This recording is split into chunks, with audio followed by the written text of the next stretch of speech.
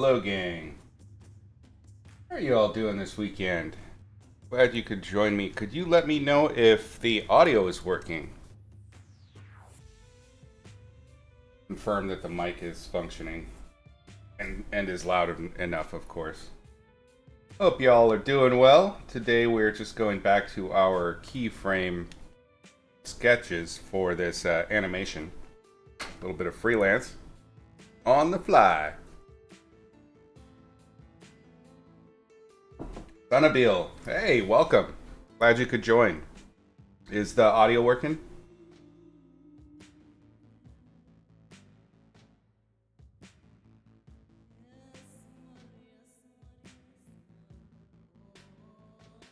Okay, great. Is hopefully it's loud enough.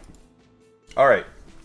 So the way we left this was with a little bit of notes for how to take it a touch further, finish up some of the rendering, and I think we're probably going to be off to the races in terms of being done with this relatively quick. I don't think it'll take the full session to finish this one, and we may be able to start the next. So if you weren't here, to catch you up, we're working on backgrounds for this green light pitch for an animated series, and we're doing style passes. So we're going to try and do roughly the same background. I think it should all be the same background just for the test to kind of get the client some options on style, depth of realism versus a little bit more cartoony, so that they can make some decisions. What that'll probably mean is that further down the line, whatever they decide on, I'll most likely end up having to do a few more backgrounds for the green light pitch in that style. So I want to make sure that I'm doing things that hit the marks for the narrative, for the script. I can't go into too many details. They permitted me to do the painting while streaming, but of course, there's an NDA. Can't really talk too much about the project itself. Yeah. Blah, blah, blah. Let's just get started. As always, it's kind of open forum. Lean in, chat if you like. Don't if you don't. And we're going to start painting. I got some notes, pretty great notes from last session, from you all, that I'm going to apply with this round. They're probably, these notes push the church back further, flatten the shadows, then pop out the roof a bit more with speculars. All good notes. I think we'll save those until we have a little bit more lock in the foreground, because then it'll give me a level of depth to work from. And let us get going. So I gave myself some visual notes as well. I wanted to make sure that I was going to add some flowers in this grass, like little clover. And I wanted to do some lighting, some more strong top lighting to match some of the reference that I've got for this. Wanted to get some of these top sides of the rocks. Looking at them, they're maybe not as cool as I thought. And I really want to nail the kind of, it's really tough because it's an overcast sky, but getting the values correct for a building that has a shadow side, but it's very, very subtle. It's visible here, but it's not as clear as it could be. So, things to do. All right, back to color.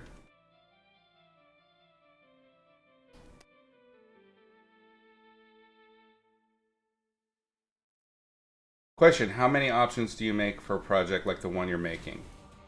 Honestly, it depends on the client's ask. You can make as many options as they're willing to pay you for. In this case, it's kind of an open thing. I'm a little bit more responsible for the look of things, so in terms of like leadership.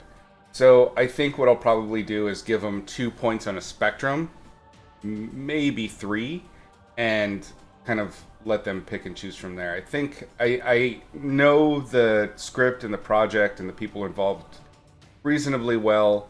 I have an idea that it's going to probably be something in this realm, but I want to also offer the option for something that's a little bit more stylized and cartoony, just in case.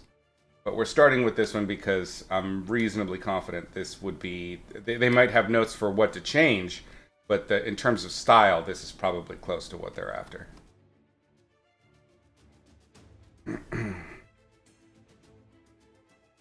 Good question.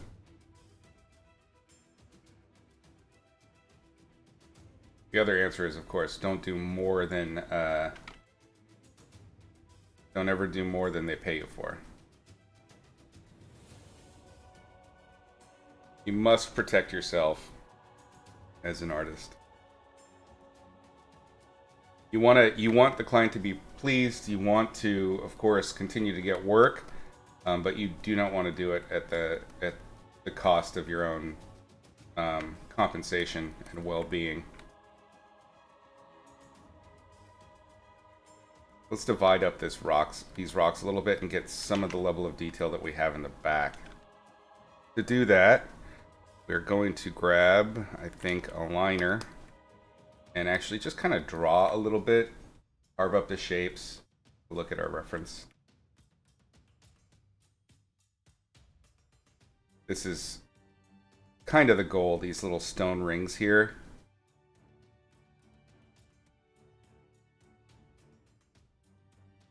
The scale of that's one of the things I always harp on about, is making sure that you match the feel of scale. So if this, in all likelihood, on this island in some lake of Ireland, there's a bunch of these slate stones and things, and you can see them. I've started to place them just around, and they would be a natural part. Probably going to add more stones to this shore, so it's a rocky shore.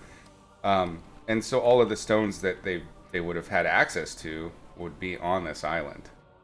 So they should feel like they're about the same. I don't want it to be too uniform either.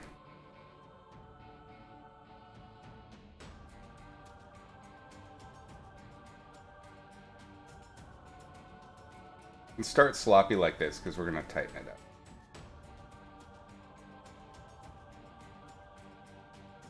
And also imply the scale of this ring by changing how much the scale of these stones works just in the ring itself. We know that, you know, a stone's probably a little bit more than brick size, somewhere between cinder block and brick, based on what we've got elsewhere.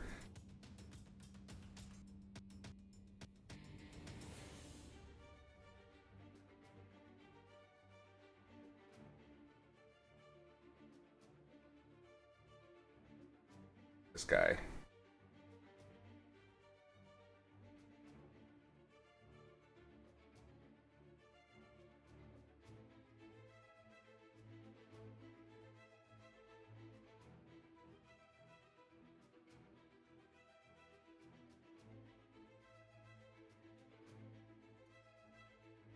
Of course, as things kind of tilt away and you get the foreshortening, they should shrink quite a bit.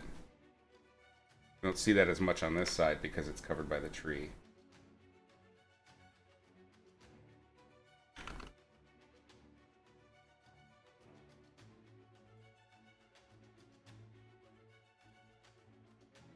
I like this brush because it's got some pretty great tooth to it when you're scribbly. It makes it feel painterly. But if you're tight with it, you make it a smaller brush. It's a great liner. So you get 2 for 1 with this brush. It's a really nice brush.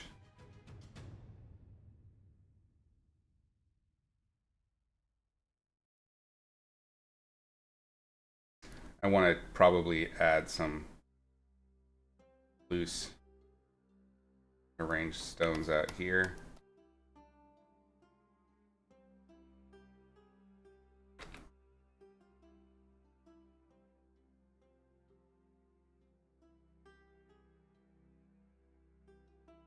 I try and emphasize the that spiral effect. I don't want them to line up directly so it feels just like a circle.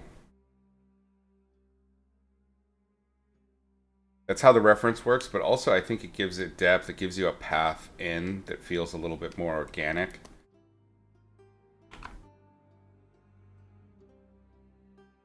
So We can dig in with some darks here. These are quite... Oh, actually, I'm pretty close already. Aha! Love it when a plan comes together.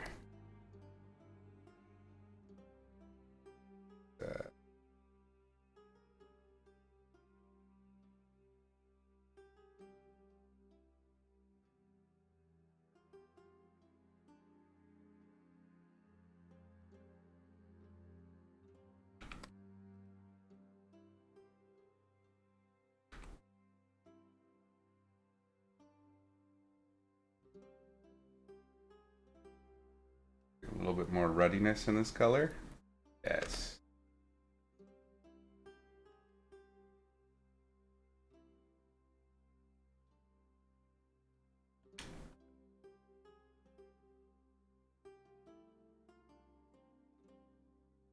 These visual notes I gave for myself with the lightness on the top of these rocks was to make sure that things felt a little bit moist, which means smoother surface objects should have a bit of specularity. But the other thing I've decided early on with this is that we're going to try to keep this more flat, and we're not going to do as much of my standard lean on materials to get things done, which would mean, you know, not as many speculars, not super shiny, gooey, goopy stuff, which I love to paint, but doesn't fit. Doesn't work.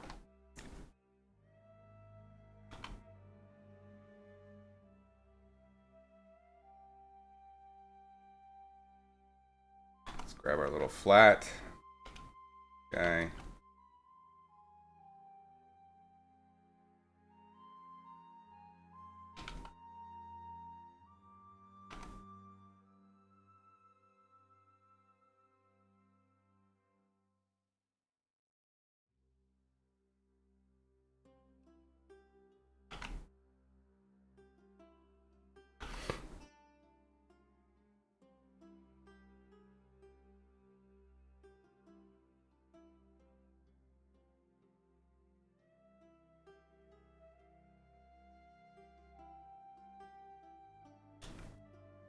What countries are repping today?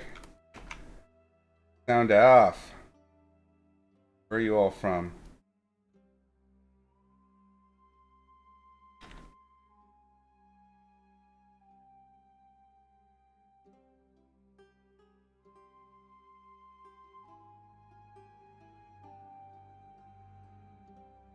It's amazing what a little bit of visual noise can do for getting things to feel just a touch more organic, eh?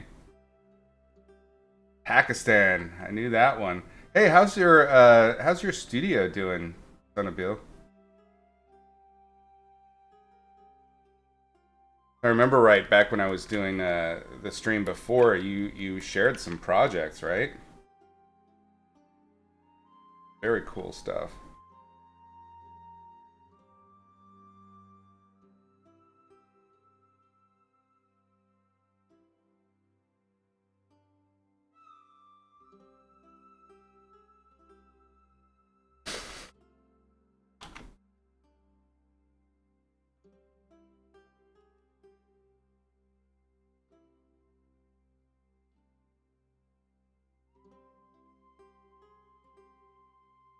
Doing good. Process of making another one. Hey, cool. You are just racking up that experience. Love to hear it. Can't wait to see it.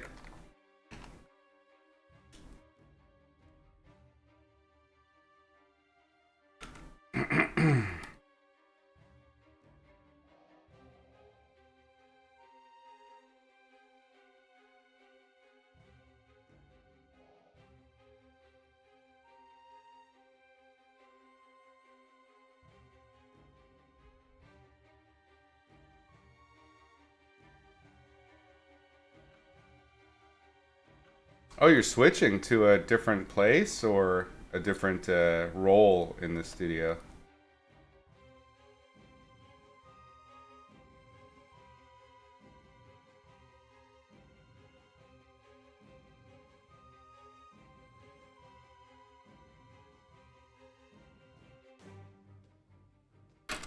Switching to illustration, cool. What inspired that change for you? That's pretty big.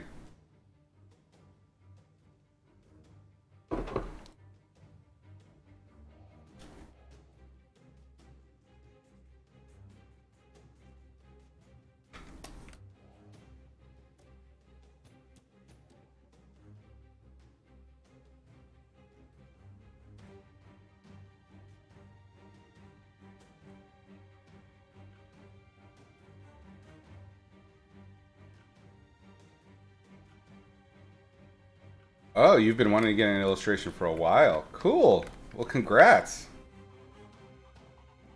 That is epic. I love to hear that.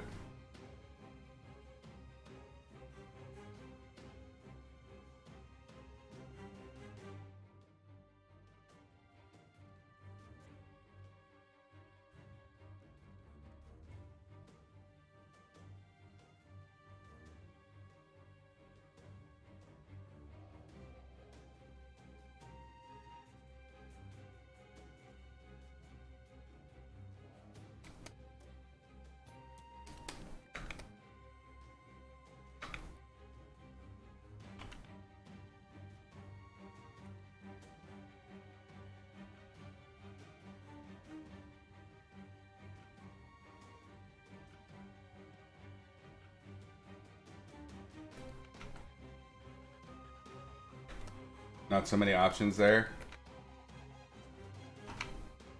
Nice. So it was hard earned. Even better. Good show.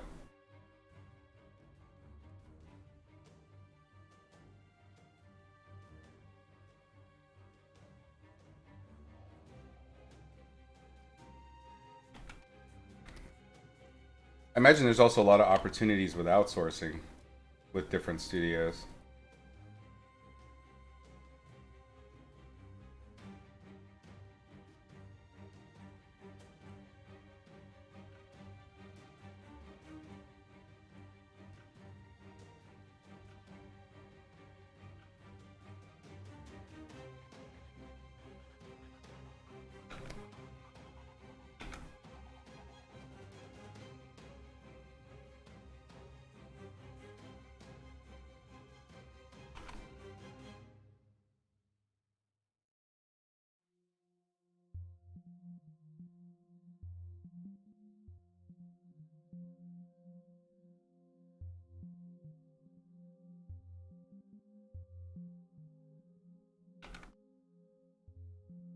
It would sound cheesy, but the inspiration to the illustration and concept art stress was thanks to me. What? No, really?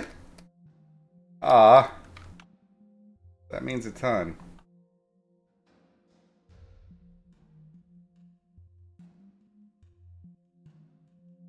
Well, absolutely let us know in the community anything we can do to help out to get you where you need to be.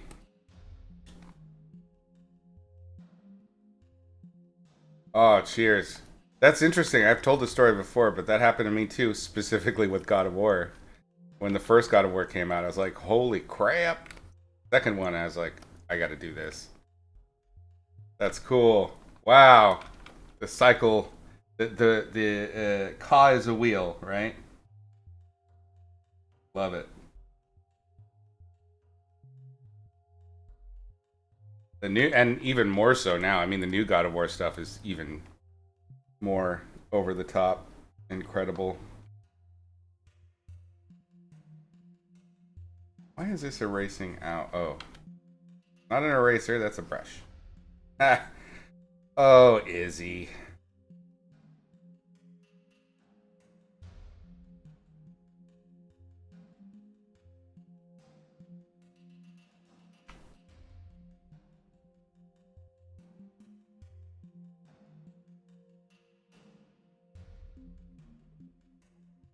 Look at our reference again. Baubles are a nice detail, but I want this island to feel a little bit stone poor, if that makes sense. So we won't cobble anything. Dirt path.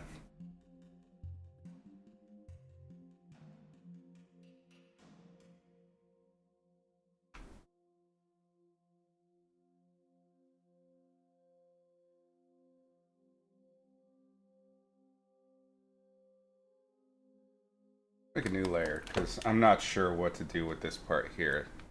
A little bit of a test.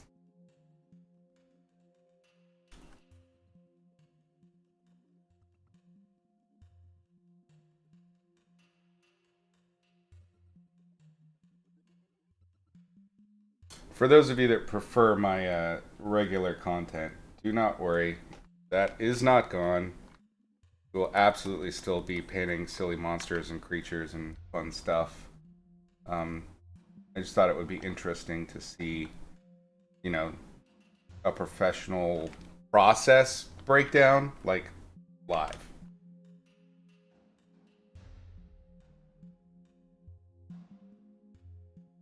What I'm trying to do here is get some mossy overgrowth to kind of imply, you know, the age of the place. So I'm just laying down the structures to build that moss and add that detail.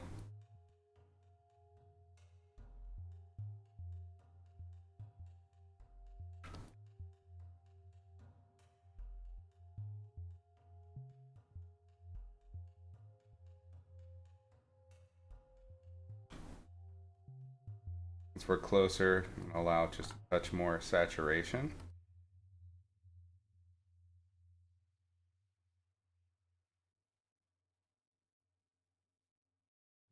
And I want, so this is a great opportunity to learn something fun.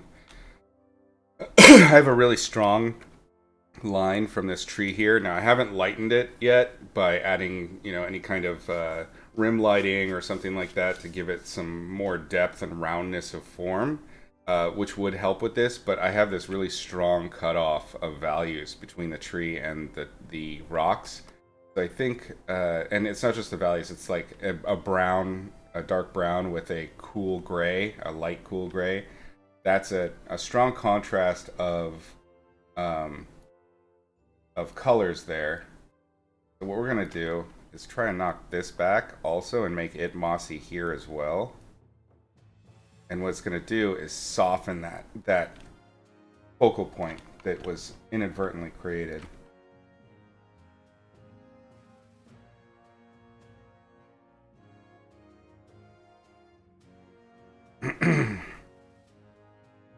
And by adding this little bit of warmer green, I'm eliminating some of that high contrast of those complementary colors. Remember, the goal when you're doing background for animation is you want to set a stage that feels empty. So there should be detail there. There should be a place where where it feels like the focal point's missing, and it's because your characters aren't there yet.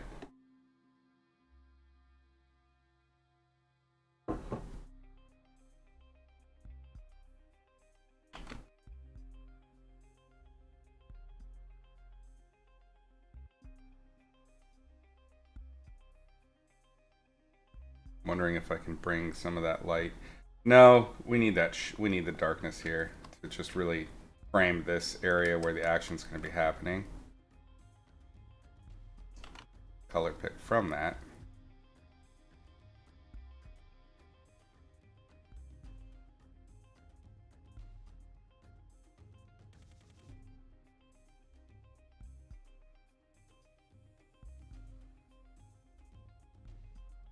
So if you're curious, the style that I'm doing here is very much like something that I would have done back in college. It's a very acrylic oriented painting process. Getting my washes down, getting the rough colors down, and then doing a lot of the detailing with dry brush feel.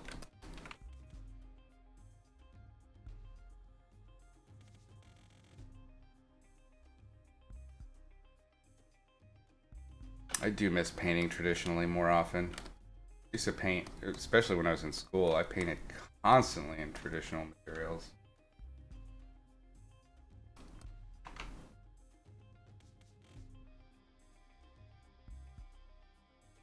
Alright, let's grab. I need to do a little bit more detail here. I'm gonna grab a more digital, softer brush. Try and carve up these shapes a little.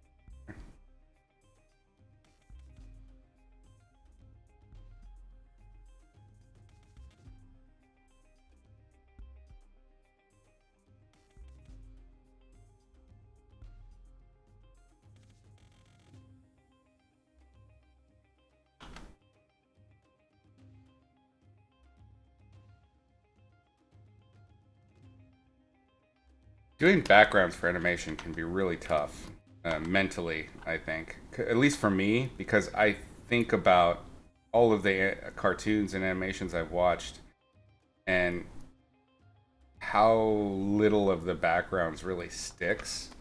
Like the backgrounds are like the lubricant that allows the story to come through. You know, it's the place that all these characters live, but you don't think about it. It almost feels thankless sometimes, you know? This is true with a lot of kind of um, support arts.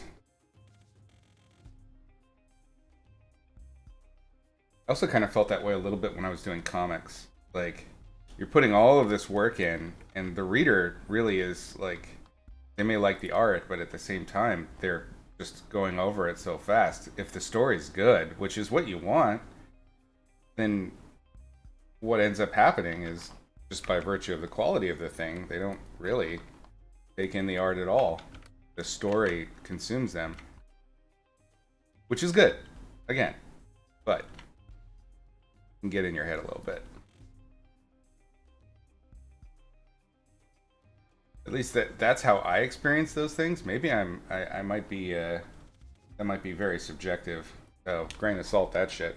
But you know, when I'm reading through a comic, sometimes I forget there's even art. I usually have to read if there's a comic that I really dig, I'll read it twice. And the first pass will just be to like get the story because I'm really into the story at that point, and then the second pass will be for the art itself.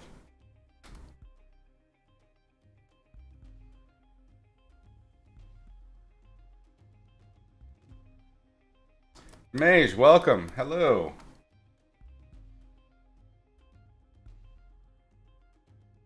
Very glad you could join today.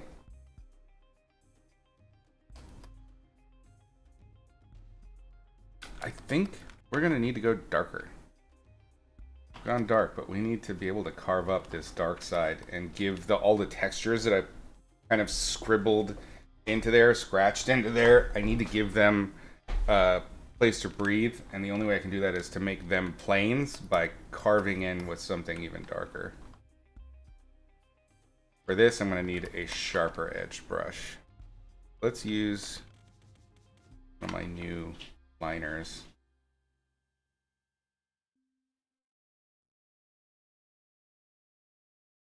Here we can kind of apply. I think we're going to need to.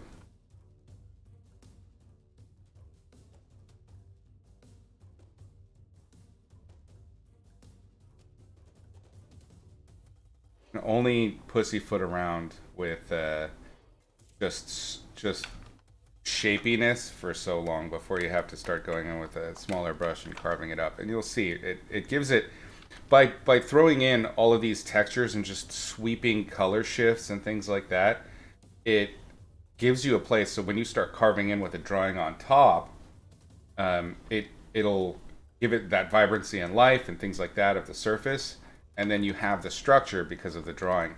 And it's weird, your eyes just kind of accept that. And I get asked a lot here in chat and from students, you know, like, do you draw first or do you paint first? And I usually will paint first because I get so many gimmies, so many easy, happy accidents that are a result. But in the end, no matter what, you have to have those strong drawing skills. Oba! Enough! Fussy little shit.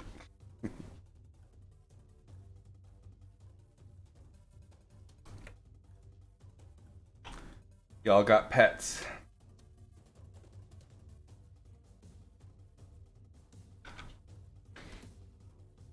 It's interesting how much, you know, after the whole lockdown, COVID and stuff.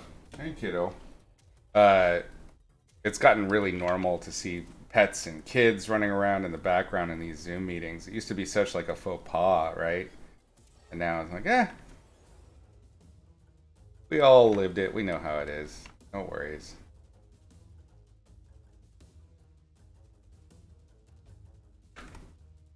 Stone circle looking great. Thank you, sir.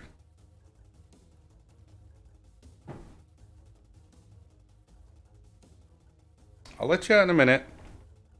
We'll have to do a little or quick be right back train so I can let her out. But we'll wrap up these lines in the foreground first.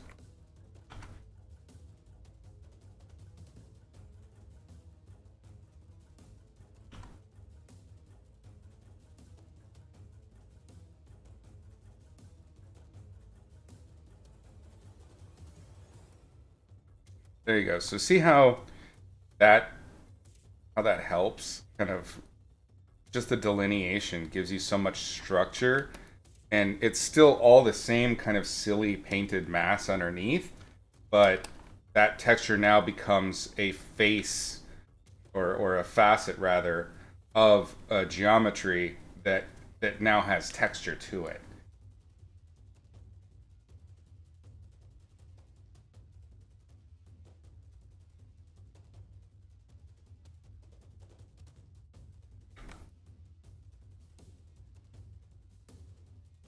Get our other ref real quick. Yeah, I know. We're gonna go in a minute. We're gonna go in a minute. Just be patient.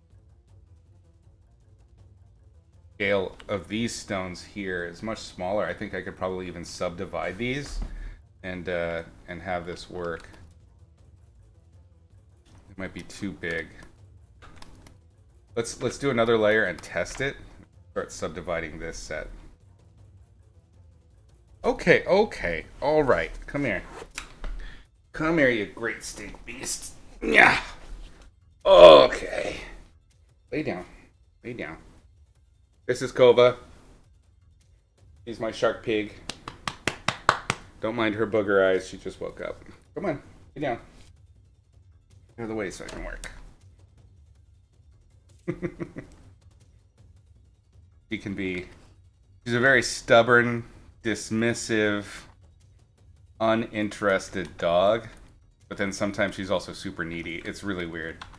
So she's been needy the last few days.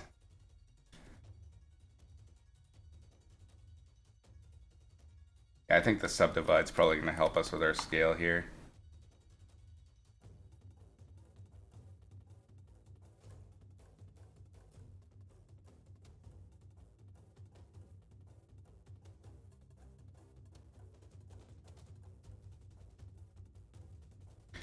The trick with this is just to try and avoid doing something super uniform, even though it's interesting. The goal of placing these stones and things is to try to put things together that are uniform when you're making the stone wall, but when you're painting it, you want to accentuate the organic aspect. I mean, this is even true with bricks and stuff. You want to offset. You don't want it to feel too uniform.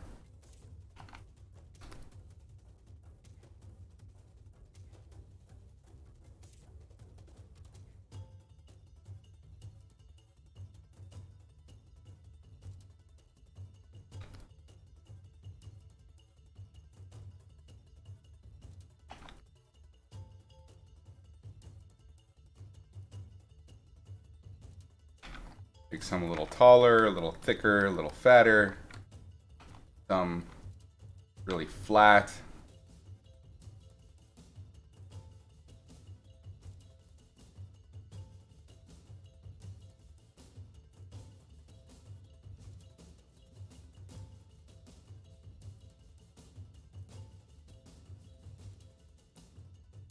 Turn off our color. Make sure I'm not tricking my brain here.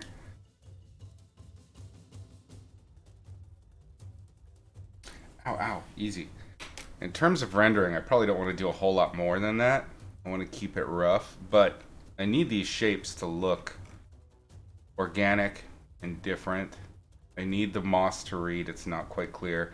There's a lot of kind of gummy stuff going on that's just not structurally sound, so we will suss that out. I will be back in one moment. I'm going to let the dog out. Should only be a minute. So we will switch to my Be Right Back page.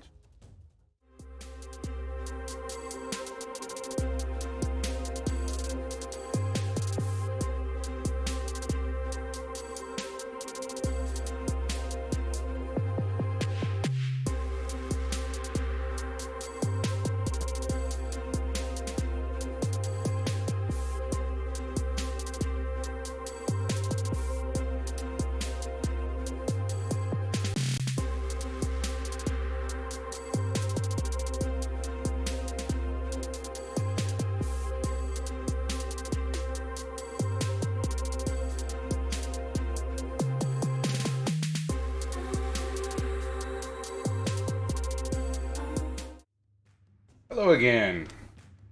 Apologies. Appreciate your patience. I have like a tickle in the back of my throat that is driving me nuts. I really don't want to get sick.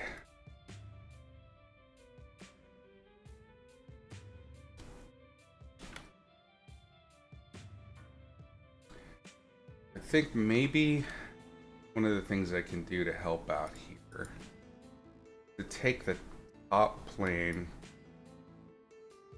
It may be that I'm not getting enough foreshortening. That roughing it.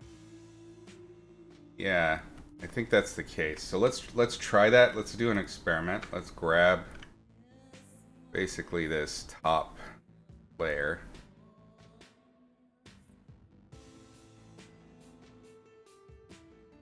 Copy, merged, paste. We're gonna transform it so it's more flat, or sorry, thinner.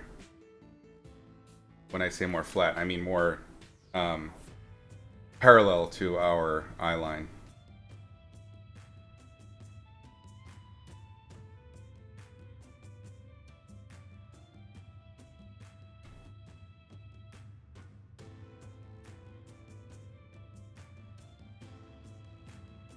I think that helps. Yeah. This also makes more sense with the top side lighting. If it's more parallel with the ground plane itself, then it's picking up the sky. If it's tilting towards us, it shouldn't be that bright, and I think that's what was bothering me. So we're just going to continue painting from that. Oh, this is another thing, super important. If you're going to be painting something, an illustration like this, that needs to be used in an animation, you have to think about the layers. When you have, you know, like our, make a new layer here and I'll show you this stuff. This thing. So you would have your, you would absolutely want to turn in something where you have your trees on a separate layer, right? Probably your ground at this level on a separate layer. This on a separate, whoops. This on a separate layer, this, and then maybe the house or the church on a layer, your trees on a layer, and then your island would probably be on a layer, and the rest you might leave as it is, maybe the water itself, but the rest could probably be like the distant background. And the reason for this is something called parallax. Parallax is something that they want to do for minor camera movements in animation, which is where the speed they'll move these different layers. Whoops, put it in a group. They'll move these different layers at different speeds. So like this one up here might move at, let's say, 6 inches, whatever. It doesn't matter, a 6. This would move at a 5, this at a 4, this at a 3, a 2, a 1, and back here it doesn't move at all. And that different speed of movement creates this illusion of overlap that you see when you're looking at something in the distance. So if you rock your head back and forth, or if you move a camera, you're going to see different things pass each other in those layers at different speeds. And that if you get the speed correct and the depth correct, the illusion is very smooth. Of depth in a camera movement, but you're doing it all with a flat painting. But you have to paint with these layers in mind, which means that you also have to underpaint stuff, because you don't know how much of a movement of, let's say, these the church bits here, and I've already failed at this, but if we were to move those church bits just a little bit here, you can see that the hills on the opposite side of the lake just end, right? So this is the kind of stuff that you have to be mindful of. This is just for a test, but these are things that you got to think about when it comes to animation. Throw that away. Easy to forget, and you can get fixated on just painting, but you can't just give them a flat image usually, unless it's a still, you know, like an establishing shot, that kind of. There's a lot of, it's worth looking into animation history, because background painters have been responsible for some crazy shit. Uh, they have this other thing called a banana pan, which I'm not sure if you've heard of. A banana pan is where, so we just talked about moving and creating a parallax by having something move, at a different pace, in accordance with distance from camera. The closer it is, the faster it moves, and the more distant, the less it moves. Well, they have this other thing where instead of just tracking a shot on a dolly, so a dolly shot is just side to side or maybe forward, right?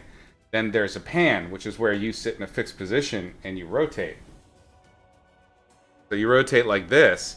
So what does that mean for a background painting? That means that when you're looking at this part of the background painting, they're not just taking the painting and turning it, right? They have a flat painting that they're scanning a flat 2D camera across. So in order to get that effect, they have to paint how it would look for the perspective to change as you were going into that thing. So it's like 28 point perspective. You're gonna have 1 point perspective there, 1 point there, 1 point there, 1 point there, 1 point there, 1 point there, 1 point there. Crazy. Like to think that way and to like paint out the shapes and get it all to feel correct so that when you pan the camera over it, it reads as the camera turning like this. And they paint that way. Madness. Prince of Egypt has some amazing background paintings. I used to have the book back before I moved onto the boat. You should get the Prince of Egypt Art of thing, or just look at any of it. Like, that team did some incredible stuff. The colors, the design. Prince of Egypt, like as a movie, I didn't really care for it. It was fine. I'm an old school Charlton Heston style Ten Commandments guy, but in terms of the art and the story, the songs are great. It's an amazing film, but those backgrounds are some of the best I've ever seen. You got to see it. Really good. Team you were banished from to go work on Shrek. Yeah, I've heard there was a lot of dramas.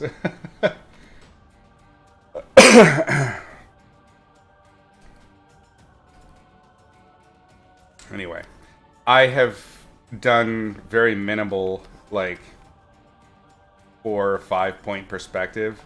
I hate it. It's not for me. I leave it to better art folk.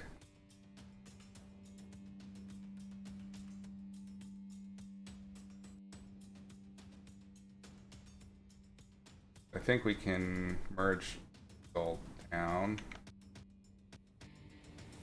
Yeah.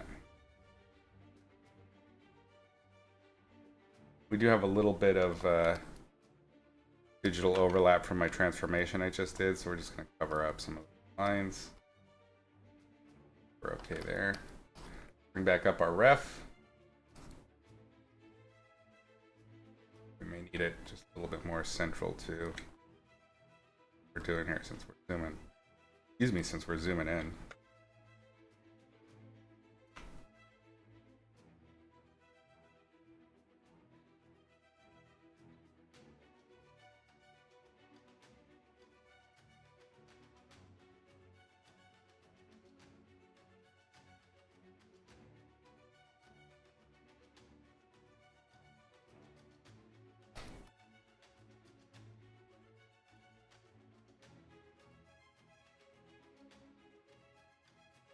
Have you used the 3D panoramic projection in PS? No.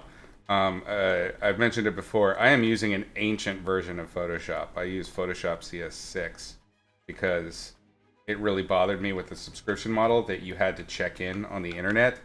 And I lived on a boat, and it was just too much hassle, so I never bothered. And I have this one, and it works.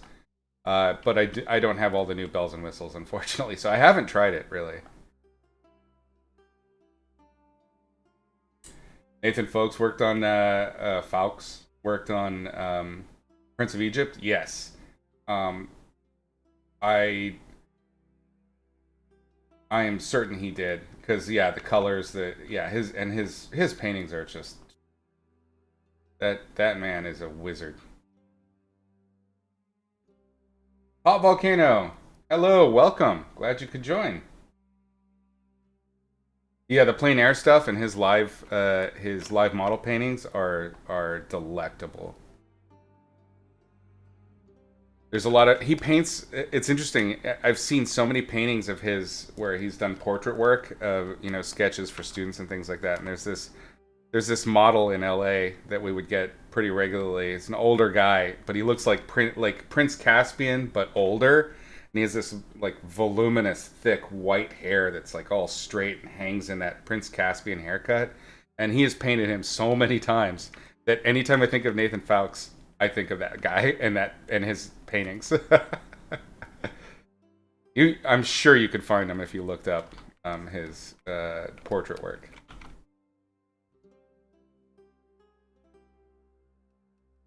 We had a lot of interesting characters as models at Art Center that were regulars, A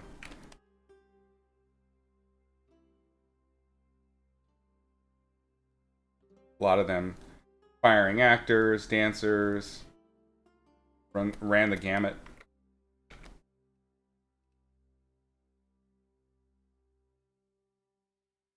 Okay, I want a little bit of an edge. I think we can do with a liner here.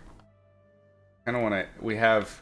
This is reference for the stone, but I don't want to lean on it too much for everything because this is actually kind of the place that we're modeling. So I want to bring this hillock up and let it rise out of the stone. So I need to have a contact shadow there.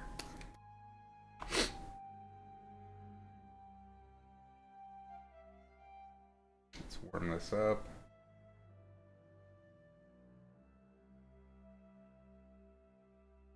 Wow, this is coming out really gray looking. A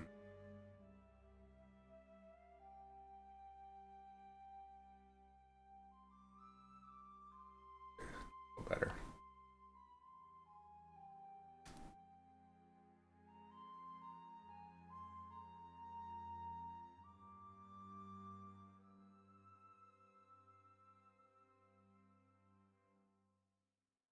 This will make sense in a moment when I add the form shadow to the hill itself.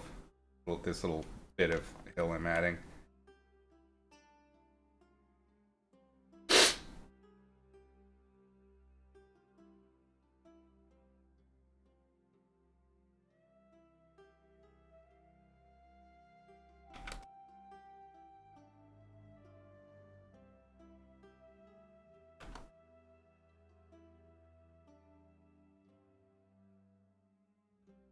Not go super textured here.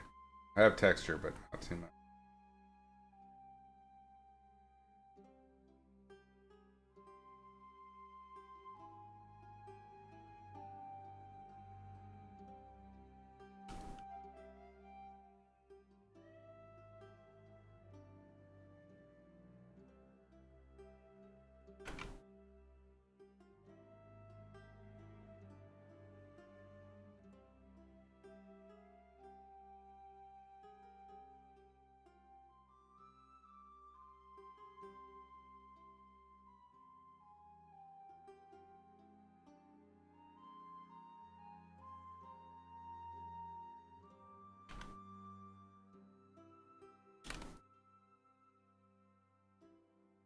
Yeah, see how this is now kind of, it's almost nesting this little bit of mossy clover hillock is now kind of trying to rest on top of the stonework. Give it a little contact shadow and a little bit of form shadow. Changed the position of its geometry.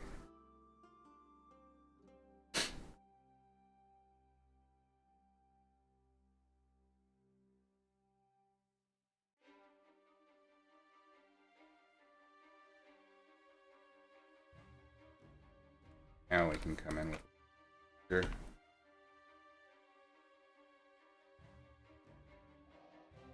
What I'm doing is I'm selecting I'm selecting kind of a mid-tone lighter color here, and I'm dragging little curved textures into the terminator of the form shadow. And the goal here is to kind of imply a little bit of vertical textures, which is our grass or our moss on that surface.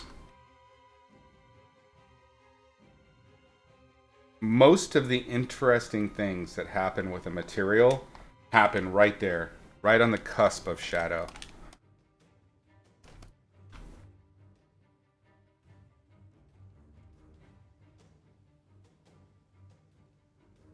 That was a total mess up. Did not go where I intended it to.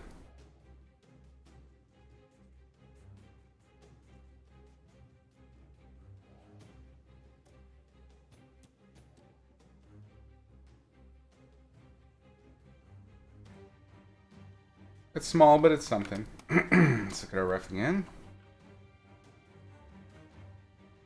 So it's very low res, and I have to extrapolate a lot. And this will happen to you, I'm sure. You have to think about what you're seeing in terms of those pixels and break it down according to the rules of light and materials that we've covered in the logic of light and color. And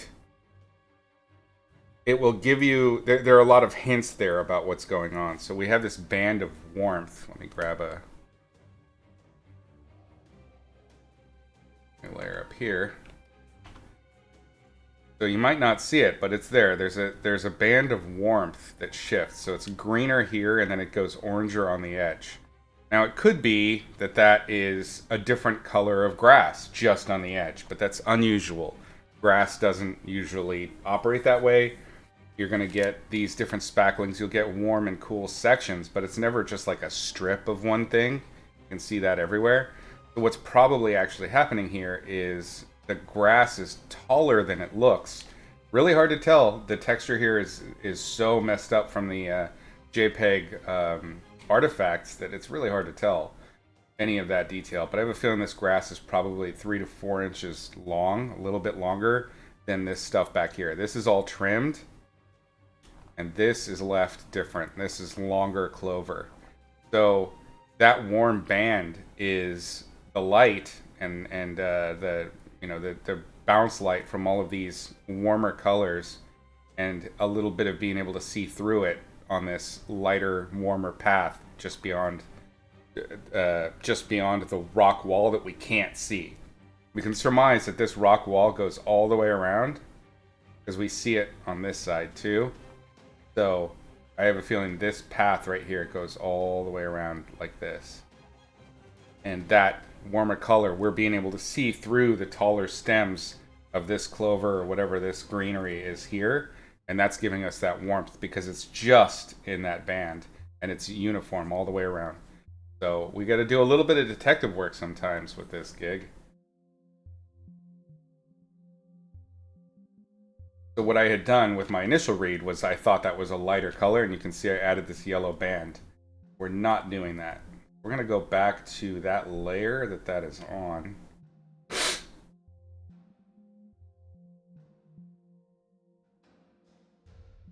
Because we don't have that path there, we've got something more simplified. I'm going to just kind of knock this down a little bit.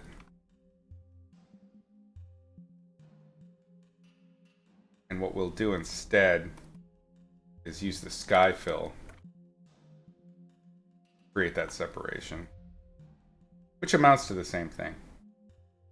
I mean, it doesn't amount to the same thing in terms of what's going on, but it amounts to the same thing in the effect. There will be a lighter side, a lighter edge. It just won't be that color.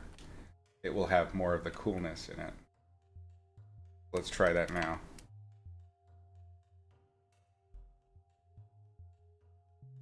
I think, okay. A little brighter, a little cooler. Brighter than that. Let's see how that does.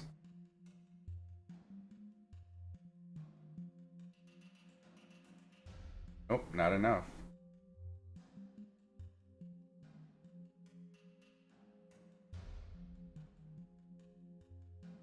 We won't need it the entirety of it. We just want to kind of hint at it in places, and what this is going to do, just a little bit here and there, will give us an overlap, and that's what we want. We don't want a lost edge.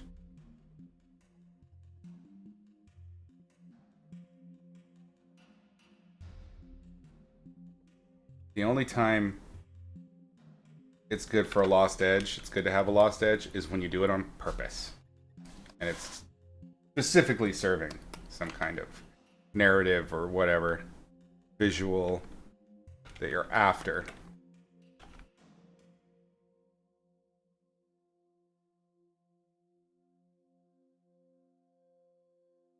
I'm using this flat brush to just give a little bit of texture to this effect that I'm after. But I'm going to use another texture brush, probably the one that I used for the grass back there. Give me a little bit more. And when I say texture brushes in these cases, I am not saying grass brush or rock brush or anything like that. If you were with us a few sessions ago, I went through and cleaned out all of the concept art brushes from my my brush kit here. I mean, I still have it. It's in a different brush file, brush tools, whatever. But with this one, I wanted it to just be organic, painterly feeling for the most part. There's a couple that snuck through, but biggie. What exactly is the maze circle thing? MMA Fighter asks. The maze circle is called a prayer labyrinth. It is something that you see fairly commonly in, I believe it's Catholic churches in Western Europe, like up in the Isles. It's like a place of meditation where you go and pray.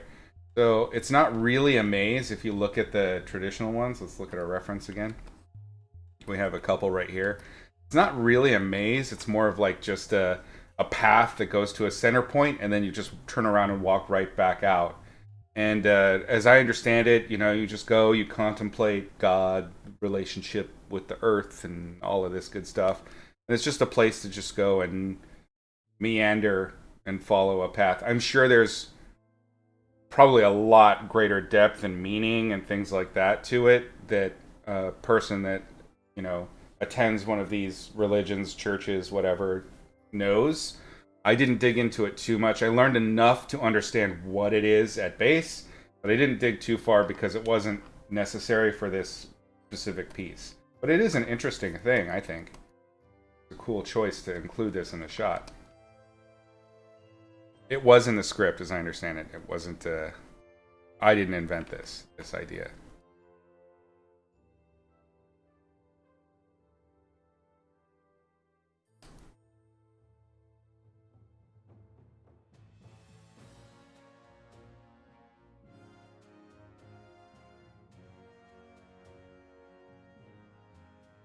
I'm just lightly scumbling.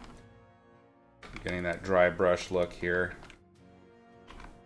I need to be careful with these brush strokes because they can get really... I love juicy, thick brush strokes that have like a lot of texture and meat to them, but the problem that they can present is they can make your painting look really stripy if you're not careful.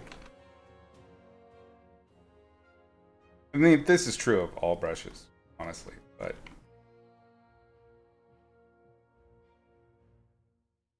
One of the ways to fix this is to paint so-called cross contour. Cross contour means to follow the surface contour of what it is you're intending to imply, and what it does is it creates an automatic foreshortening. We'll jump to the trees so I can show you what I'm talking about real quick. The cross contour painting is taking instead of use I think probably a cooler color.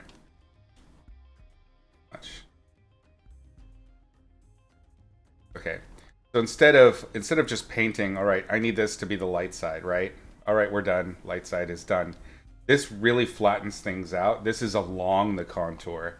If you're using a textured brush, you want to paint cross contour, and what this does is by changing the curve of the ellipse of that stroke, by going a curve up or a curve down, you change the dimensions of the surface because you're creating striations that give us an implied depth, that give us foreshortening, that can move an image. And if you were to just use a textured brush and just change the, and paint out a big long stripe of a simple color, come in with a darker color as the shade, the shadow color, and you were to just paint over that thicker line by doing different curves and then leading it into an inverse crescent, you're going to make that form appear to move and undulate in space. And that's what we're doing. We're just faking it. But that's cross contour. So we can go up like this. Up usually gives you a little sense of going away. You can go down like this. And with just that kind of approach, it's like hatching with drawing. It's exactly the same thing as hatching, actually. But you're doing it with a brush, and you're doing it with a bigger thing. So this is cross contour painting. You paint across the contour's intent. Make sense? Yes, it's exactly like sculpting, but you're doing it on a 2D surface. You are thinking about, and I highly encourage that if you're into painting, is to think about painting dimensionally, like 3-dimensionally. So this is, we can curve this down, it goes away. This goes up. Right? So you see the direction of the curve here is a downward one. The one here is an upward one. Now, you can probably already see how this would be applicable to everything, right? You can use this for clothes. You're painting a leg or an arm. You know, painting an arm like this, you do the cross contour on the top side, and then you do the cross contour on the bottom side. Same thing, right? You just follow the contour. But the thing that is the challenge of that is you need to be thinking 3-dimensionally, because if you're not, you can easily make the mistake, because it's a 2-dimensional surface you're painting on. You're creating this illusion. You can easily make the mistake of putting the wrong direction on the contour, and you can make it look like somebody's arm is going backwards or something, or you know they're not, you know, instead of running forward like this, they're running back with that arm. Like it can really, if you're not approaching it with that 3-dimensional mindset, you can really mess up your painting. It requires, I think, a good understanding of 3-dimensionality, which means lots of drawing. Because that is kind of what's happening here, is some drawing. Man, I can feel it coming. Shit. Oh, my voice is all thick now. This is not good.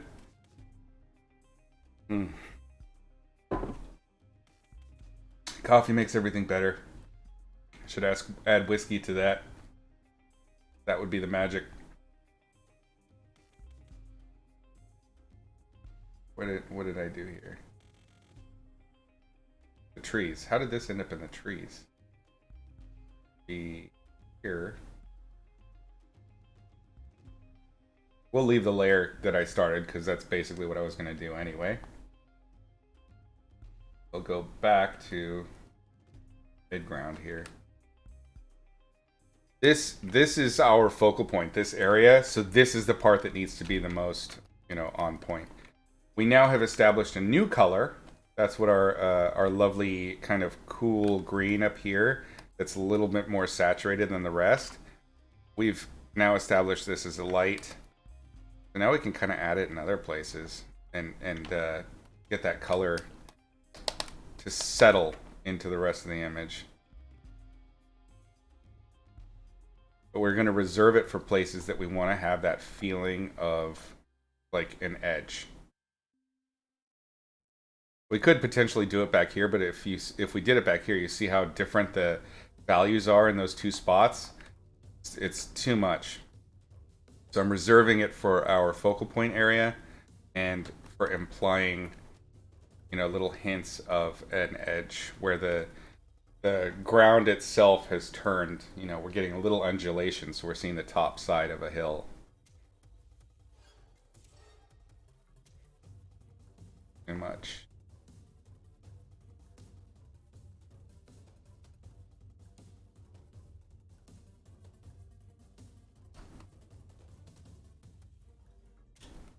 What's cool about this, doing things in a more brushy, traditional manner, is you get a lot of happy accidents.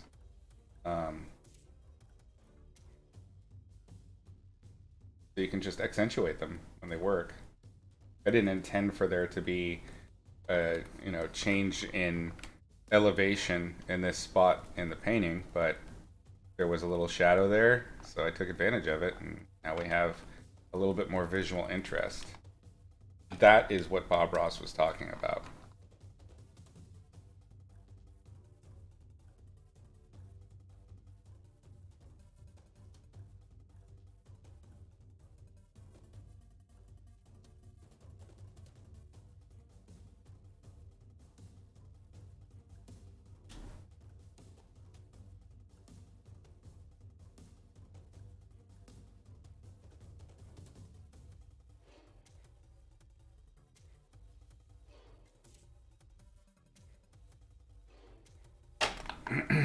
You had trouble making tree lit from the backside, especially the leaves area. Could I demonstrate how I'd approach it?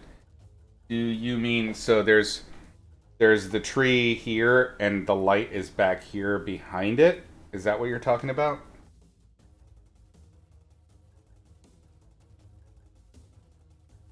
That complicates things pretty significantly because then you're dealing with subsurface scattering on a pretty large scale. But it's manageable. You just have to be mindful of the behaviors of the light and the greater thing. The way to approach any complex object, like a tree, for instance, with lots of branches, lots of leaves, lots of twigs, or fur, or hair, or grass in this case, is to first tackle the biggest part, thinking about how the overall group of all of these different masses are being affected by light on a grander scale, the big scale. So your first layer, your first task is to, of course, get your structure in, right? And you're gonna have. I like to paint myself. I like to paint in the tree and the primary branches. Kind of get an idea of the structure because a lot of these are going to poke through. And then the next step is to create your foliage, and you want to think about it as a mass first. Same thing when you're doing hair, you don't draw the individual hairs immediately. You draw the shape of the hair, and then you start to carve it into smaller and smaller, more digestible pieces. When you're painting, you have to think about that in regard to the light. So let's say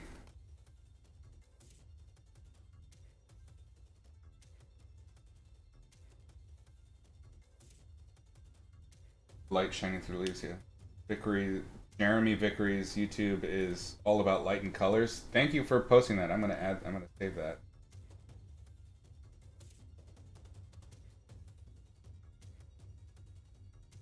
I will check it out later. Thank you.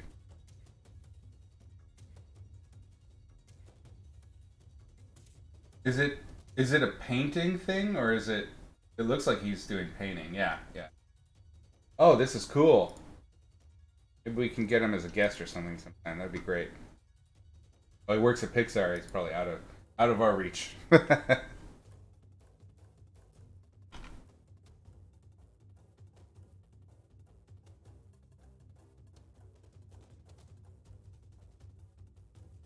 Okay. So overall shape, that's all that matters. Now, when you're analyzing the lighting that's going on in that overall shape, you want to do it as a group first. So you would see, looking at an image, let's see if I don't think I have any trees in these really that are in the vein that you're talking about. You have a light source behind it, and you know that the light's coming through that thing. You know that you're dealing with subsurface scattering. There's two ways to tackle it. You could tackle it as an object lit by everything else but that primary source. It's a stacking issue. It's priorities, right? You have to decide when you're painting something which light source, which dominant light source is going to be the one that you're catering to the most. You could be catering to, in this case, the top sky fill and the shadows, and then you would think, okay, subsurface scattering happens after those primary light sources, so maybe I'll handle that after. But in this case, because that is the core of what you're trying to do, I would handle that first and then figure out the other stuff later. So I would start with that subsurface scattering, figure out where your hot point is from that sun, or whatever it is. Right? And then from there, start painting out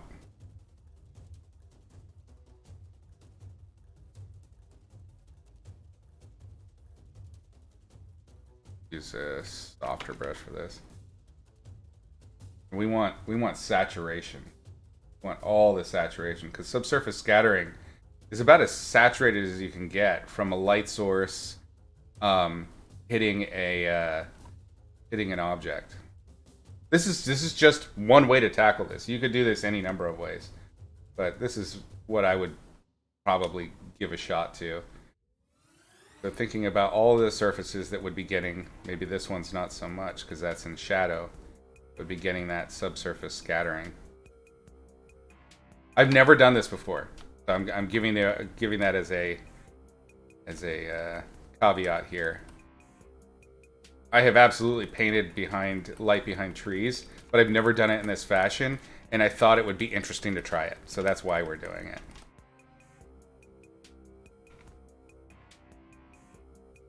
Because I too am a light nerd. Okay, so you have your subsurface scattering sussed out. You could probably then make a new layer. Oops. Start painting in, things that would be covering that, leaves. Right? So this is a way to start it. The other thing you'd have to account for, of course, is the trunks, right? So you've already got those painted in. You have a rough idea of where they were going to go. Those are going to absolutely block light. Maybe they'll be a little bit more diffuse because there's leaves in front of, behind, and they're all picking up different light sources. You can create a lot of depth this way by choosing. I would start with your, again, this is if this is your core to this backlighting, right? That would be one way to do it. Be another way. The hard, to me, that now that I'm kind of experimenting with this, I think this would be the easiest way to do this really strong light behind. But the other way, the more traditional way to do it would be to make your layer, do your tree. You're gonna, of course, have like little bits of holes and things. There are parts where you're going to see sky through the tree. This is terrible, but we're just riffing right now. And then you could do your light source. You would have something from above, cooler. We want our greens. Actually, we should do a broader pass. You want to hit... I don't have reference to work from, so we're just doing it out of our heads. Makes it a little bit tougher, but what you would want to do is get your broader pass first.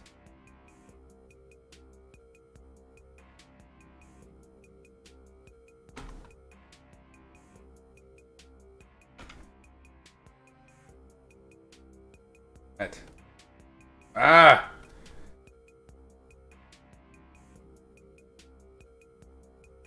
You probably wouldn't have any darks really as dark as I've got it there, just in the places where the branches and the clumps of tree are thicker and blocking more light. Because that's really what's happening here, is you're less concerned with the overall form of the tree and more thinking about how the tree's density is affecting things. So that's the way to approach it then. Is the least dense parts will have the most color or the most saturation because the light source is coming through it the most. Do the same light source. I'll even throw this same thing on. And now we're just doing density instead.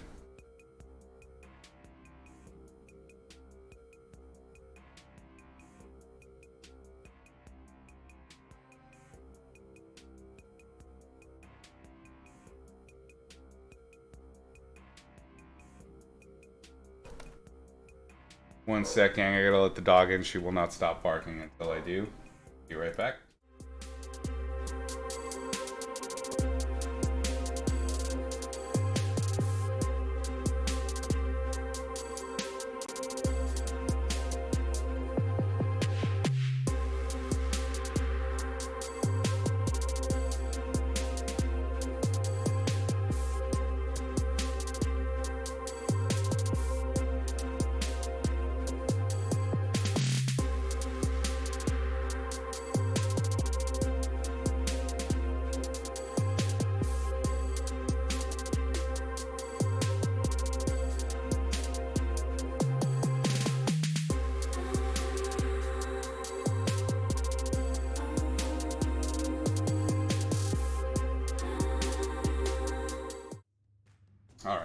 She's back in, safe and sound.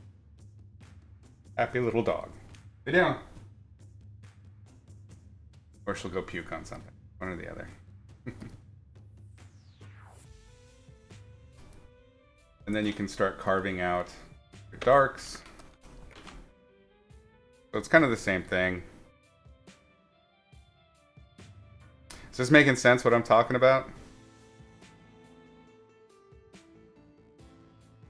You would want to make sure that your darks that get closer to your light source that's behind everything wouldn't be as dark as your darks out here. They would certainly diminish. Got it? It's rough, I know, but hopefully that just the philosophy is clear.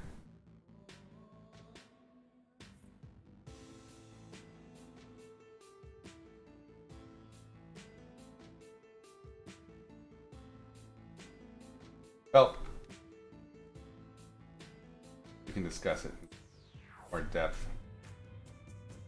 Excellent. All of that.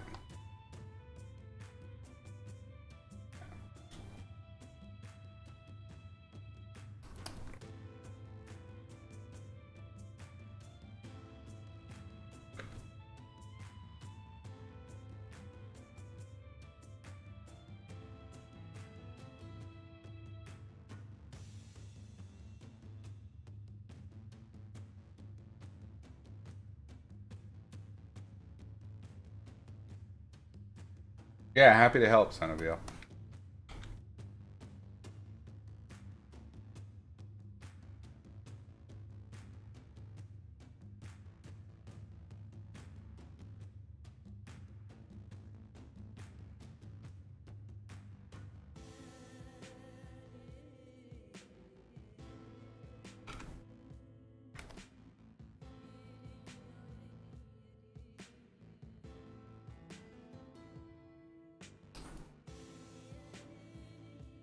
This needs to be just richer.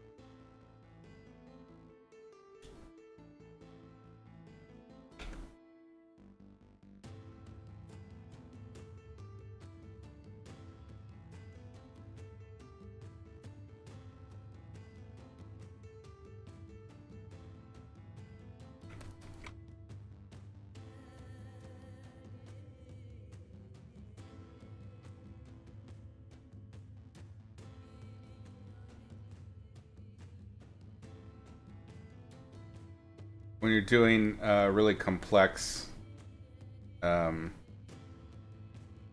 sections like these grassy bits, and this is also applicable for the things we were talking about with the tree. One of the things I like to do in terms of the approach is to paint a field. So I'll paint like and it's usually a dark field, not always, but usually. I'll paint a dark field of the area.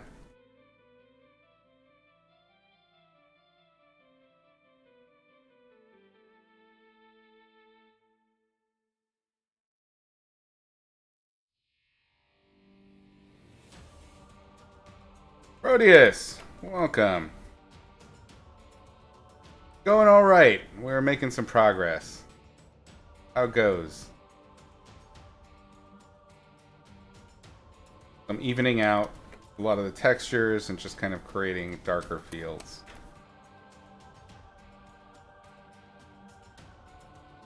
It's kind of like the adding the line to the stone as a definer. So then, once we've got the light bit, or sorry, the dark bit down, we grab a light color. And what we're doing is this stuff. All this stuff you see here. And we don't need to do it to that level of depth, but just by indicating it, which is really the core of the goal here, Get a nice color, something that's lighter. You can get a lot of detail implication.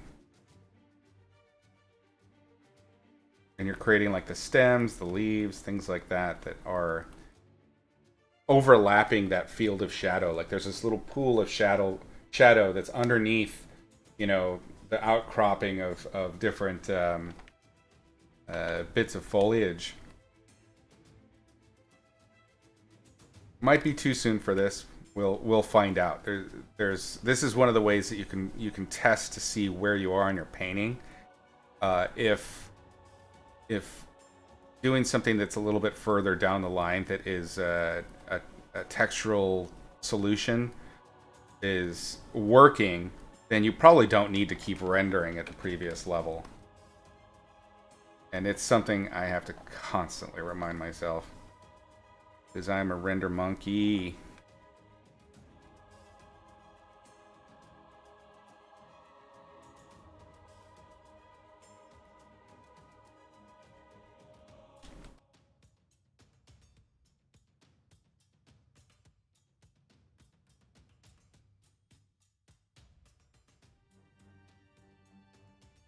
And if it does work, and it doesn't need a whole lot more refinement, then you should probably stop rendering.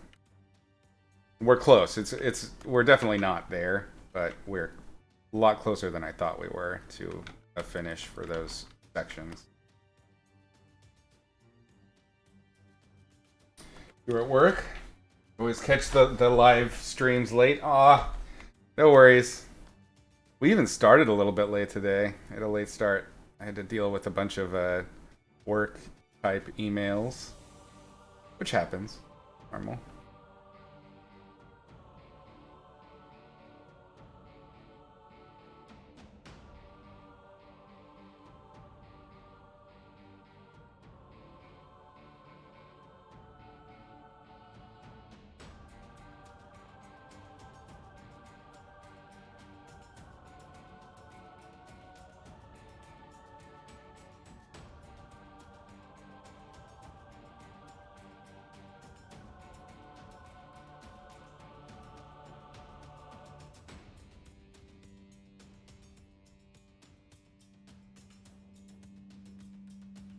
Not the right something much for what I'm trying to do.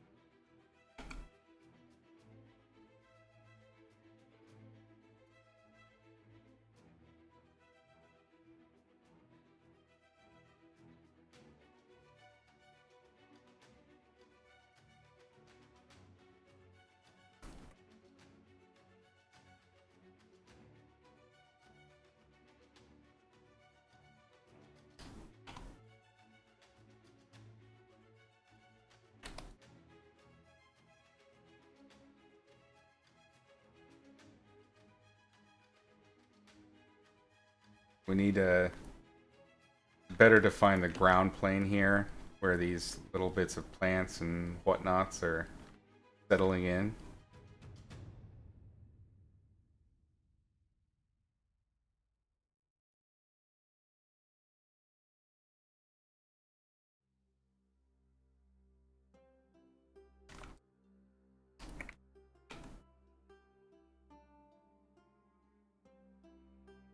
We're going to get rid of the reference for a little bit and just do image making. Just to double check things. Because you can get so caught up in the reference that the image itself just feels dead, and we don't want to lose the life and vibrancy of the sketchy part of it.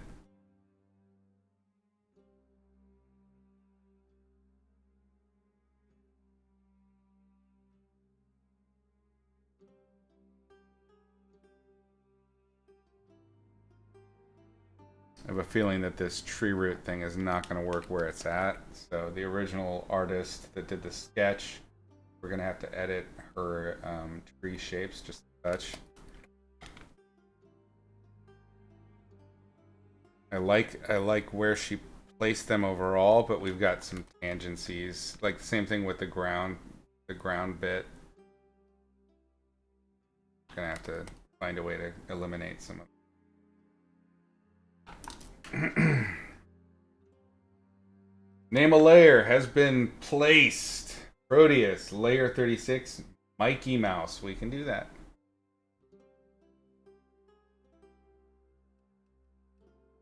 And all lowercase. Done and done. Thank you.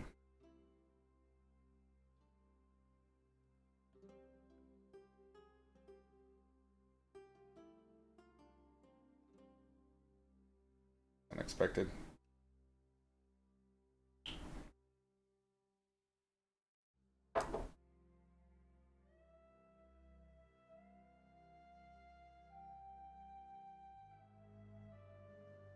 Let's grab a darker.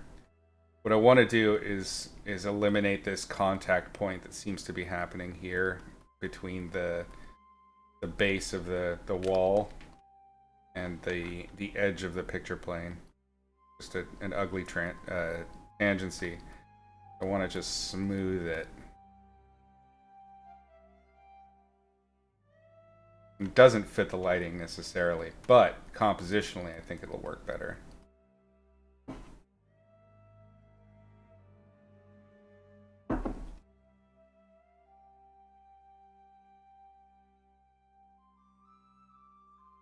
We're good.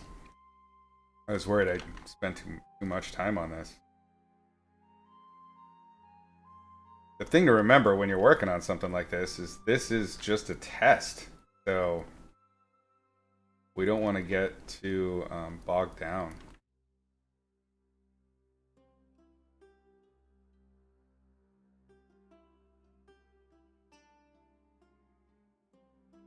This dark here standing out to me.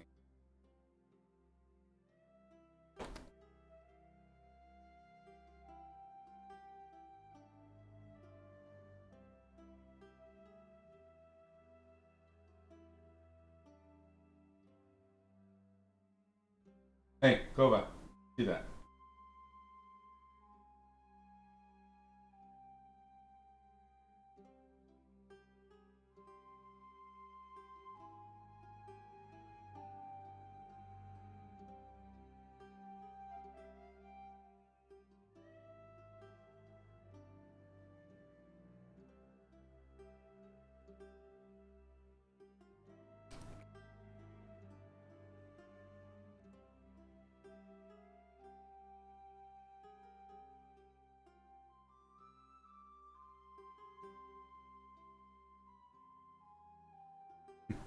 No worries, Proteus.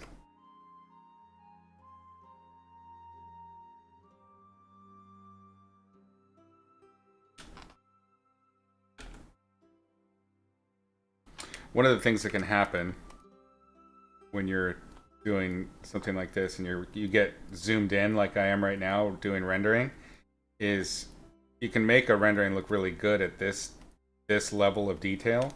When you zoom out, then suddenly it feels really soft, which is what just happened. I mean, sometimes you just gotta go in and chonk it up again.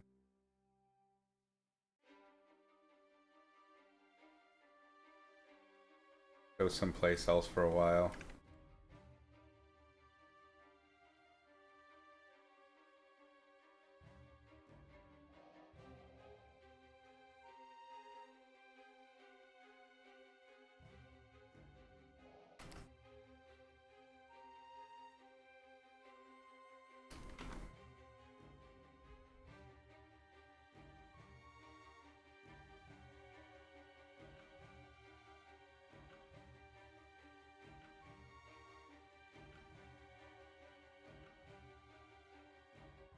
Hinting at those speculars we were talking about just to make sure that the stones feel wet. Key with speculars, you don't want to put them everywhere. It's very easy to overdo speculars.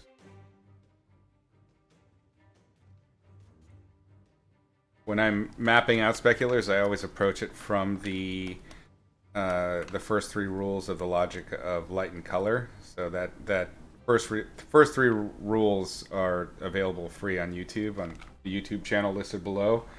But I don't cover speculars in it because all it is like mapping light on a form. Period. That's it. It is the most basic element of lighting something, and when you get into the more advanced stuff, it all builds on the previous rules. And the way I treat speculars is much the same way. So with the speculars, if you have something that's really shiny, like I've got some images of like really shiny figures that are like almost bathed in KY jelly. Those figures, when it would be logical and easy to do the specular in all of the places that are picking up that highlight based on the rules of where speculars belong. Somewhere between the point of contact from the eye, the normal that goes from the surface to the eye, and the normal that goes from the surface to the light source. Between that, directly in the middle, is where your specular is going to be. But it would be really easy to just put speculars all over the form. And, you know, logically, that if we're talking about just pure logic for light and color, that's what should happen. But the way I control that so that as an image maker, I'm lessening the intensity of speculars all over the place is to follow those first three rules so that within the cone of that first point, the brightest point that is most perpendicular, most close to the light source, I diminish them from there. So I'll have my most intense specular in that one spot. Even though that's not necessarily how specular reflections work, I do it that way so that I can control the amount of specularity. Because you can really overdo it so fast. So as I get further and further away and more more parallel or more outside of that center cone, the distance from that point, the light is traveling further, and I'm faking it. You have your point light, you have your flat surface. The point that is the shortest distance is going to be the brightest, and as you get further and further away, it takes a little bit longer. So I accentuate that and make it drop off much faster than it really would, and that helps prevent my speculars from getting out of control.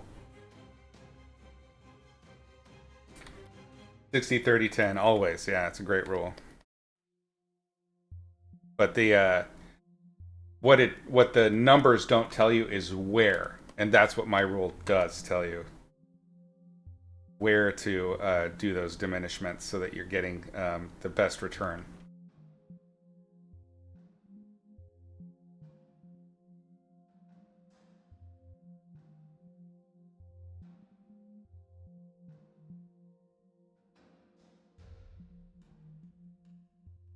Might even be too much there. Knock these guys back. Knock these guys down a little bit.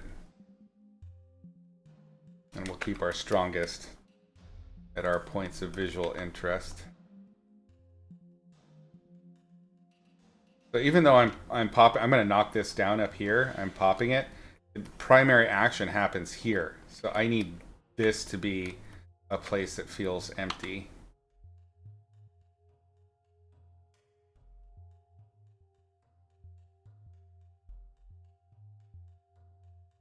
And let's knock these guys down just a touch. I mean, we don't need to do much.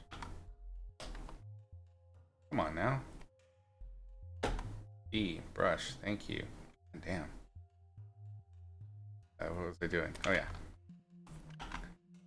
We're knocking back our highlights just a touch up here.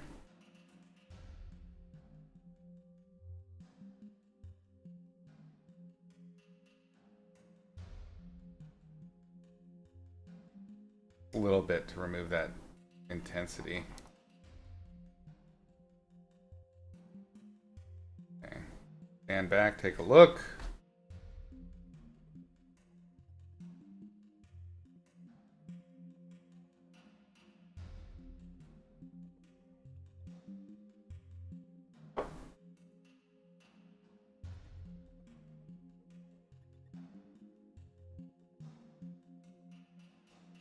burned something inside the coil.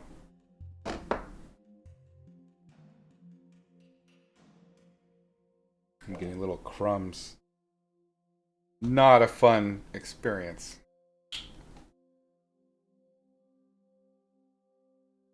There we go.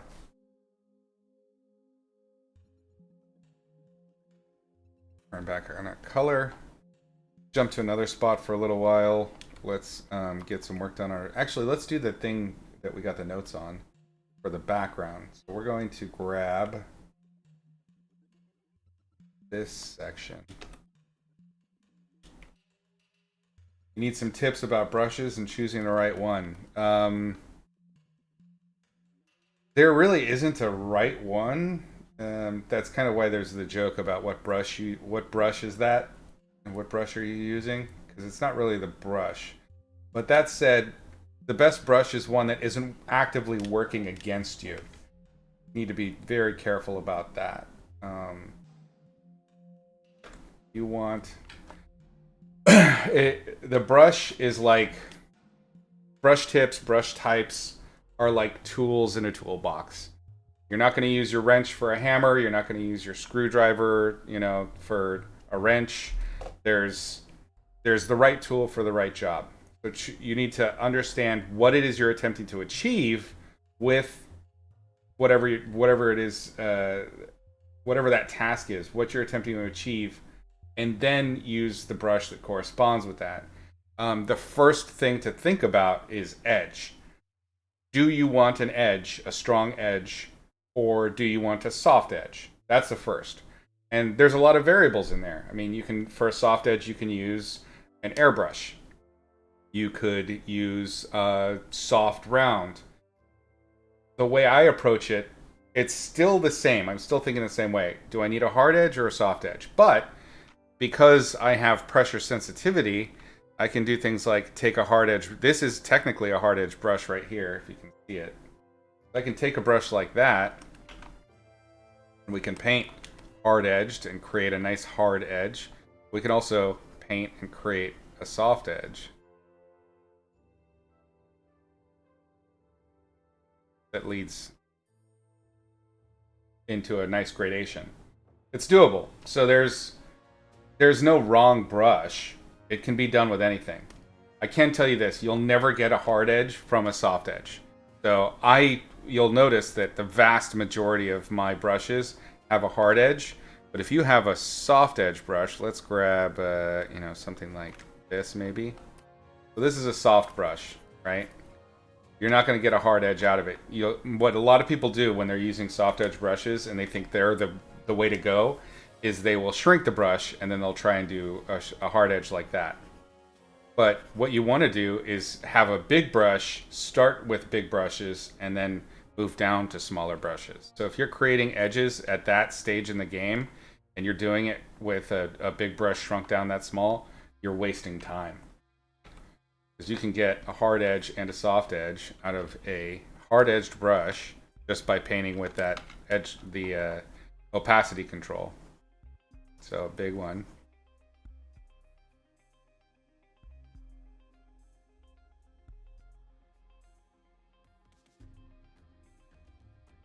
This making sense? You can get a better effect. That's the way I approach it. That's the first question you need to ask yourself. After that, it's going to be, what sort of texture specifically you're trying to get out of the brush. What is the surface that you're painting? I mean, there are artists out there. They absolutely exist, and they have their own method of doing things. I think it's difficult to manage, but there are artists out there that have a brush for each kind of bush and a tree, and like they're doing kind of more photo real concept art type stuff, and they have like a whole suite of tree brushes and grass brushes, and then that's a different case scenario, but it's based on still on what it is you're trying to paint. Hopefully that makes sense.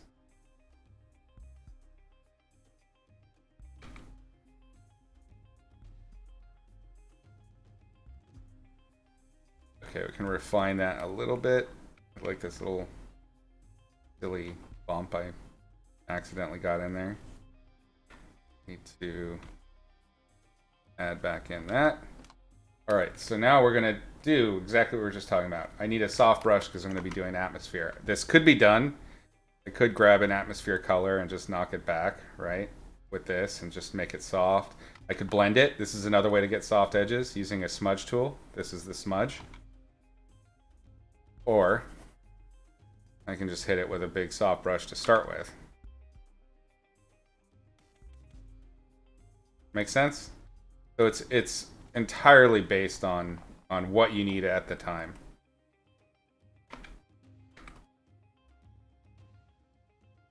Let us make this into a selection for this layer. There we go. I'm going to unlink those two layers, the mask from the layer. Transform. I'm going to bring that haze down a touch. We can use our smudge brush to soften any of the speckles that I've gotten there. Yeah, happy to help. No worries. Thank you for asking questions. They're always welcome. So I have another bank of depth that needs a little bit more haze, which is these trees behind the church. I'm gonna knock them back a little bit too. Get rid of some of the speckling noise I had in the brush itself.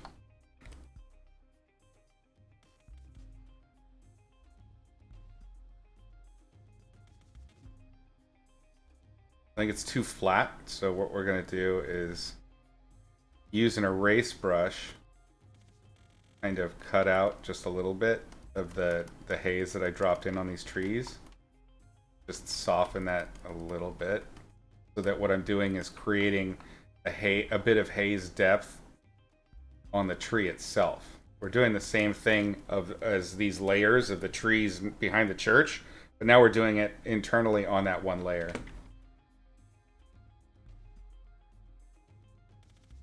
Haze tends to be heavy, it's moisture in the air. So it'll generally get clearer the more altitude that you get. We should come to Russia someday. Awesome! I would love that. Of course, I'll have to wait for things to settle down, but yeah, Eastern Europe is on my list. Sorry, I need my slippers. My feet were getting cold.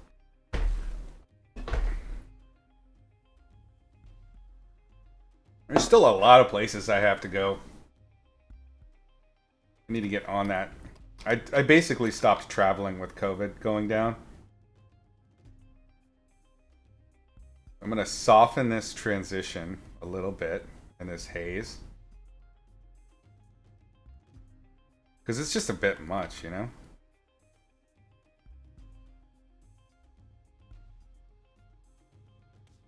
And by softening this, I'm giving the haze even more depth. More overlaps happening. Pull the house out in front.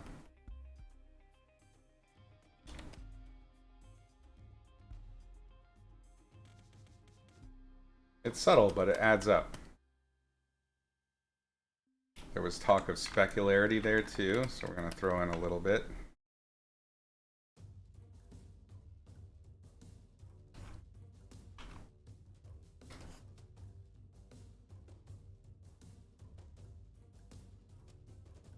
Probably too textured and too strong for the area.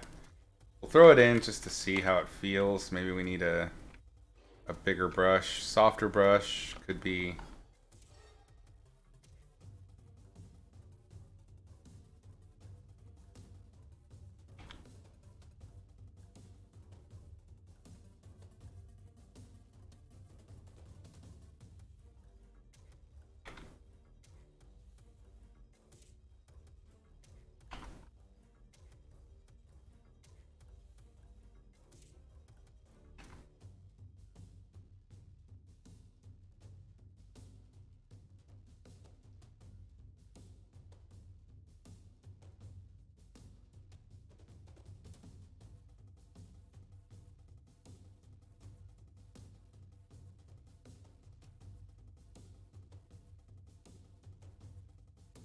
Yeah, I think that does help a little bit.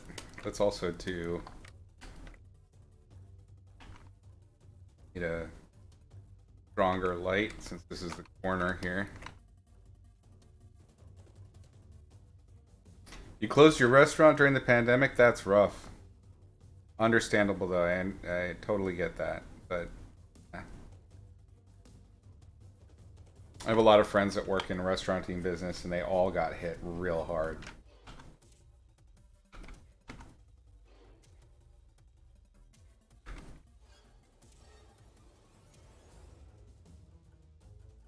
I want to hint at it. I don't want it to be too much. That's too much.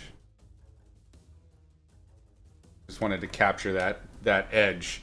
I think that does it. It doesn't need a lot. Okay, now let's get back to the point at hand. I think we need to suss out the trees, and then we'll do a final render pass on the path and the grass, and we're good. We'll call it done as a sketch.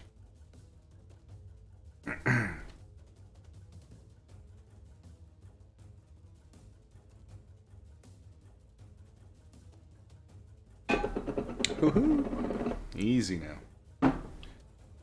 It's always a danger. I have always worked with my drinks like right on my desk. Always. I've only had an accident once. I spilled coffee onto a keyboard once. I'm usually super mindful of it, but right now I'm managing two. I've got water and coffee, so gotta be careful. All right, so back to what we were talking about with the painting on the contour. We're gonna keep at that.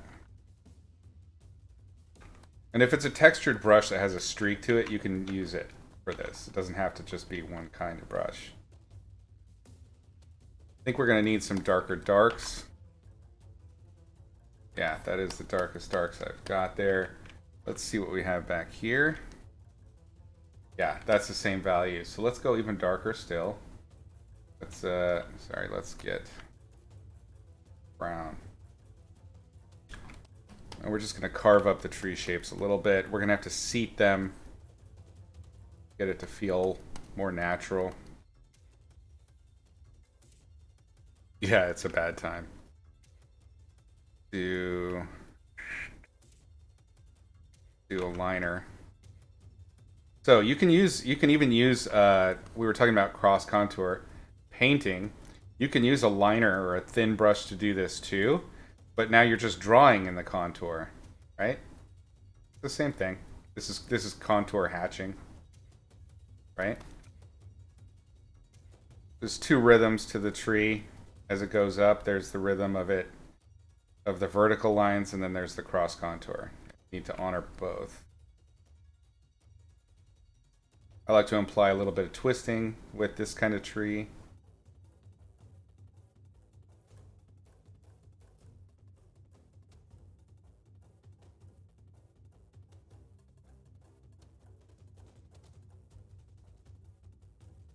If you've got like some planes already figured out with the painting, and I know I've said this already even just in this one session, but it always bears repeating.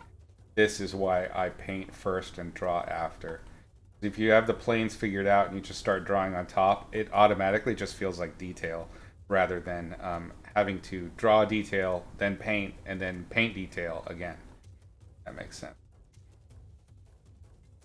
What's my prime motivator? We all know. Laziness.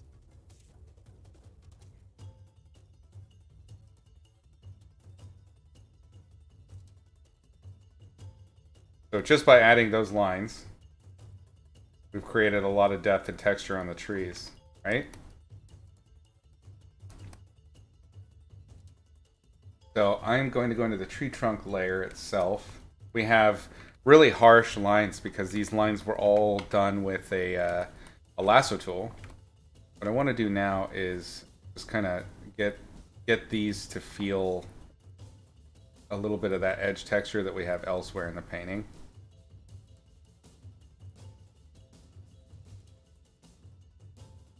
And what that entails is I am using a really chunky, gritty eraser. and then creating a soft edge. I'm faking the soft edge by erasing out that sharp, anti-aliased line. Demage asks, am I going to add the characters today? No, there are no characters. This is a background painting. So as I mentioned yesterday, what we're doing is we're doing key art for the background of a teaser green light animation. And if it's an animated sequence, the characters are going to be running around in this background. They're going to be doing stuff. They're going to be performing. See? We can't paint the characters in because somebody else is going to add them later. So the goal is to paint a stage where there's a distinct, almost uncomfortable empty spot. And that uncomfortable empty spot will later be filled by animators that are moving the characters around. That is not our goal. That's not our responsibility here.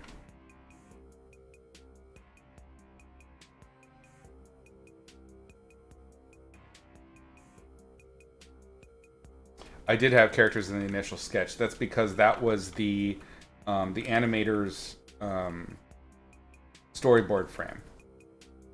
There's different stages for all of this, right? With animation, you've got your script, of course, and then you have your story director or your individual episode director. You have two levels of director. You have a supervising director that directs the directors that direct each of the episodes.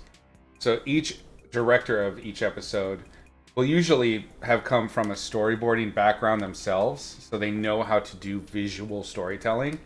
So they'll storyboard on their episode, and they'll have probably a staff of 1 to 3 storyboard artists per episode, and they all map out what happens and kind of give you a rough timing of when it happens and the sequence, right? After that gets broken up into all of the things that need to be made so that the animation can happen, which would be, your character designs, your prop designs, your background designs. So when it comes to background design, you have a group of people there that they'll take the storyboard, turn that into an initial sketch, maybe add a little bit of color and light, and they're kind of doing layout. And then that goes to a background painter that takes all of the information that's there and make it pretty, like what we're doing right now. I'm having to do the layout artist's and background artist's job at the same time here. But the key thing to remember is that because it's a team effort, I'm only supplying this one part of that final intended image, which is the moving characters running around on a screen.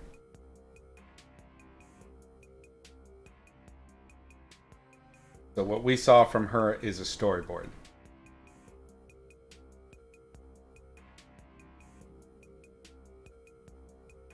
I want the bottom side of these to be very soft edges so that the grass kind of can easily live on top of it. Yeah, these are tragically sharp edges. This is my biggest issue currently with digital painting, how it's been looking these days. And I've absolutely been guilty of it. So I am not pointing fingers, but the overuse of really sharp lassoed edges for separations in a depth, too much. Gonna bring back the edge. The soft edge is your friend. It's not much. It's such a minor detail, but man, when everything is sharp, nothing is, right?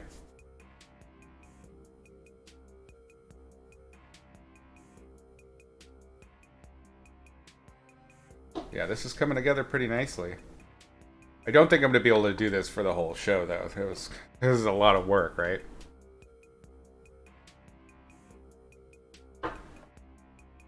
Let's finish up these trees. Stop kibitzing, whatever. We'll do light on the grass here, light on the trees. that final pass in my focal point area, and then we're done. I don't even think I'm going to mess with the foliage. I think I'm going to just leave it and let it be stylized like this. This is the danger. We are trying so hard to find a style that is replicable and easy to get done at a reasonable pace. In terms of illustration, I tend to be on the fast side. So I have to account for that when I'm creating a pipeline for other artists. Part of that alacrity that I'm humble bragging on is actually my laziness / keeping things looking unfinished. So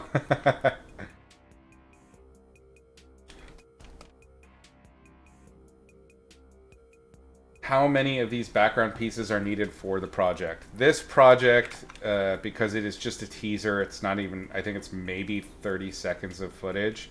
We'll probably have, I think, in the realm of 12 background shots. Somewhere in there. A longer running show. And part of that is, that's not normal for 15 seconds of footage in a full animation. That's the case here because it's a teaser, it's like a montage, it's a sizzle reel, it's like a trailer. So if you imagine how many cuts happen in a trailer, that's kind of what we're going for here. And that means we're going to have a lot of backgrounds for such a short section. You can sketch Newton under these trees. Yes. Yes. It's a very iconic tree, huh? Let's grab a cool. Jesus, excuse me. It just kind of exploded out of me. See how that is? Yes, that is just the right amount of cool. Yes, okay. We're going to just hint a little bit at a brighter top of this overcast sky. We're going to be doing cross contour very lightly here and there just to create some more textures. The surfaces like these roots where they're actually facing up towards the sky should absolutely get more of that light source.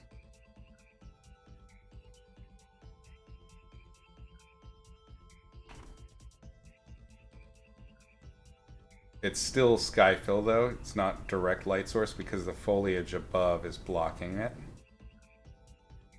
We can of course do a little bit of a tone lock play around. A little variance in that color.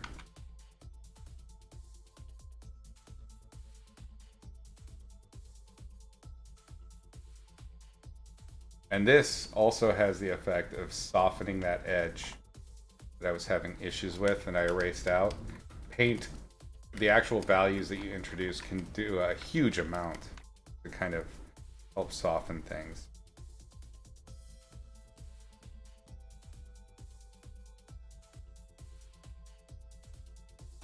Definitely going to have to add a darken pass on top.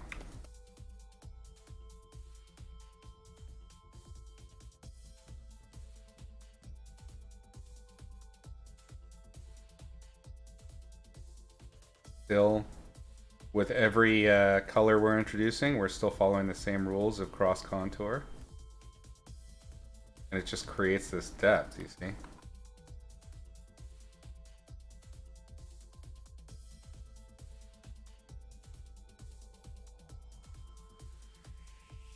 I want to start tilting this waist of the tree towards us. And I'm going to start turning that brush the other direction as it's tilting up and away.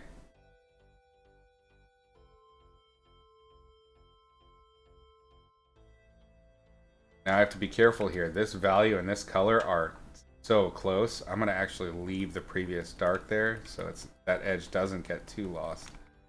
You can do too much of getting rid of an edge. We're not after that here.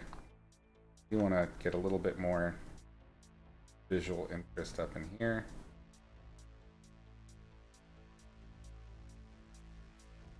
All right. I'd say the trees are done. Let's do a new layer on top. Let's add some of this color so that this doesn't feel so kind of separate from the ground.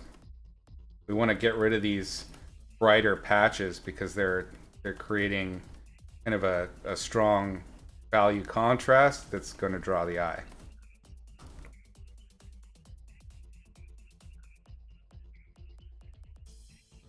Oops. Not get the color I intended there. I am purposefully basically just trying to populate this area with detail, but I don't want the viewer to look at it. So I'm just dulling it down, getting rid of any kinds of contrasts or too much visual interest. You need just enough noise to keep the eye satisfied that that is a finished painting, but you don't want to add any more than that. Not one bit. Let's just dirty soften this back here. I'm gonna grab that background green, and I'm just painting a bit of texture over. And this is just yet one other way to soften an edge. I have the same problem here with this bit of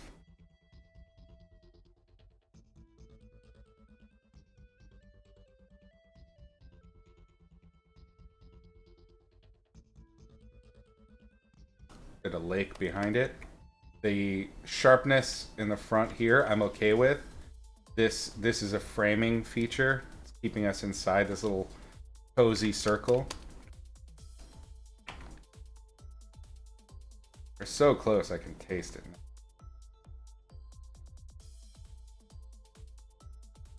Sometimes that last sprint is the toughest. You know what I mean?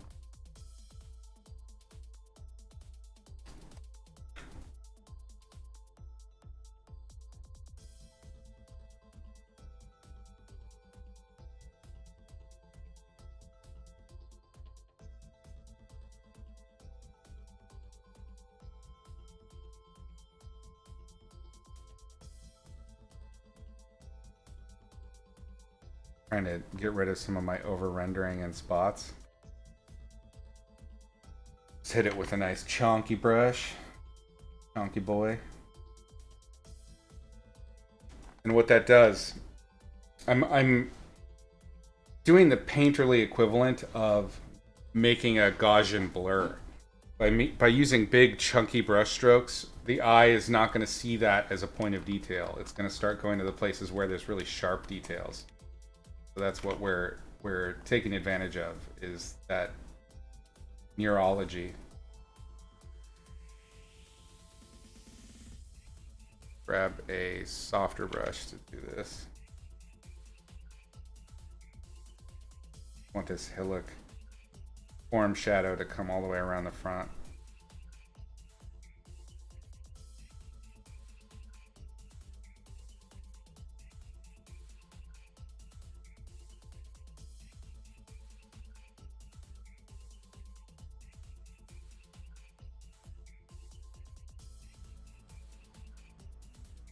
Okay, go ahead and kick our flowers on.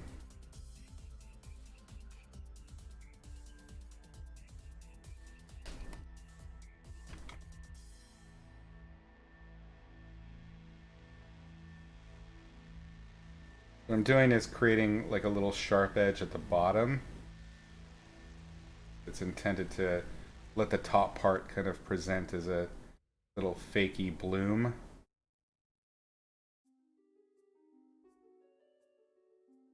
Implying a bottom side to that flower where the petals are connecting. All indication that we're not trying to do a flower painting, you know.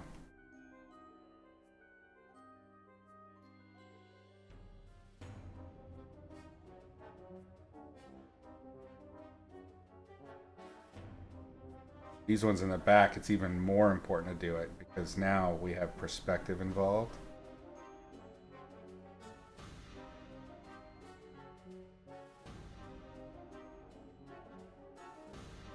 What we're doing is creating essentially we're taking the little bloom surface like this and tilting it away, which means there's less of it to be visible. It's going to be more of a sliver. So these big broad strokes don't work for that more distant bloom.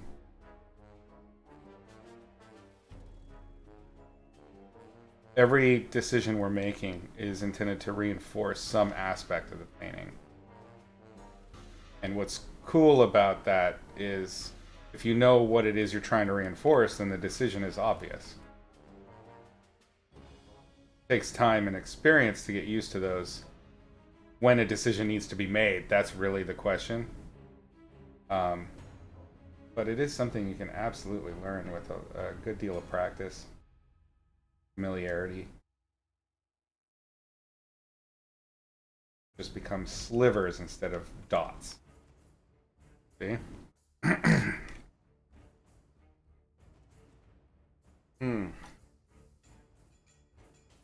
And my throat is starting to kill. Like actively getting sick on the spot. I did label my labyrinth. So we're going to grab the labyrinth. I'm going to lock the pixels. I'm going to grab a soft brush. I want to darken and warm sections of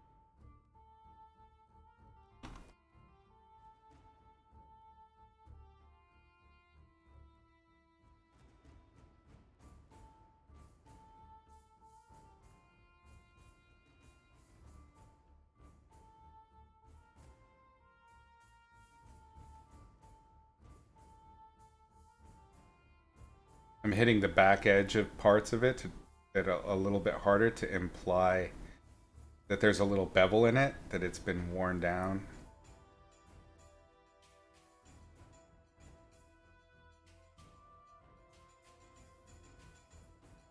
It's tougher because we don't really have a strong light source, but we're faking it a little bit to just kind of get some texture and visual interest in there. Okay. Next step for this is to go back to grassy layer.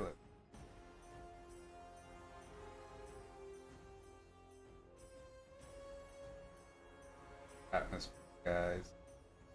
So let's go with this last one here. It's a normal layer. Go ahead and grab our grass texture faker. And what we're going to do is little grassy overlaps onto the path.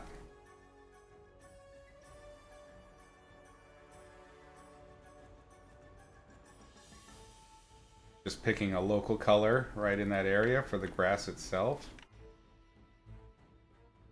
Pick things that'll stand out a little bit. Doesn't take much. You don't have to do this everywhere. It's one of those little details that the brain sees and just maps everywhere instead for you.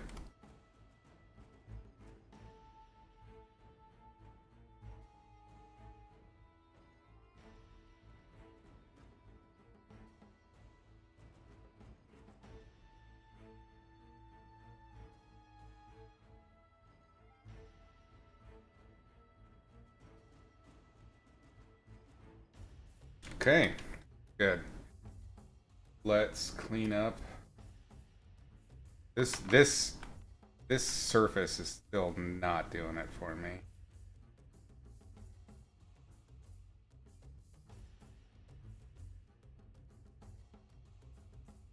More cross contour fun.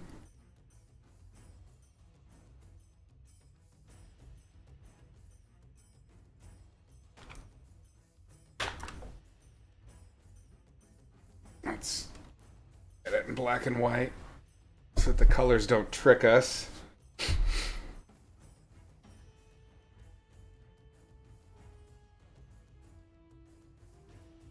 Looking pretty solid for an animation background. I do think I still have an issue with these values not being crisp enough on the building itself.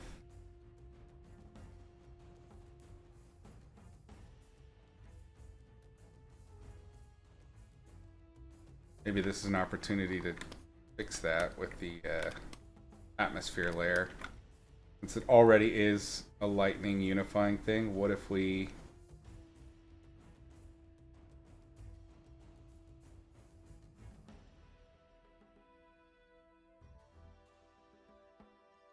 might be enough. Grab a more subtle eraser brush. Whoops.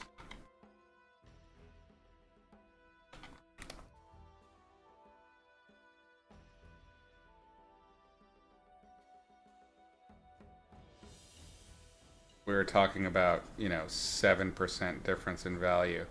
But that's okay. Sometimes that'll be what it takes.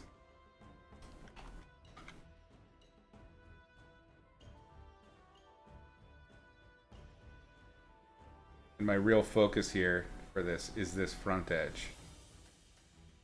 I need to see the value difference between this plane and this plane. I'm going to do the same thing here. Just a little bit.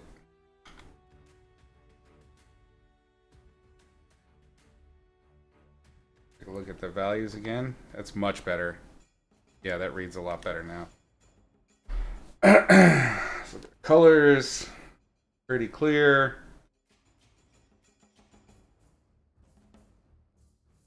I think we'll call it done for a sketch for that background. It's like a Western Ghibli. It's not nearly as detailed or better, as good with the color, but it gets a point across for our test. So we can probably get started on the next one. Let's save this.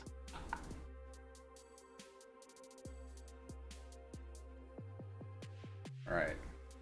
Let me grab some stuff. I will be back momentarily. Hang on 1 minute.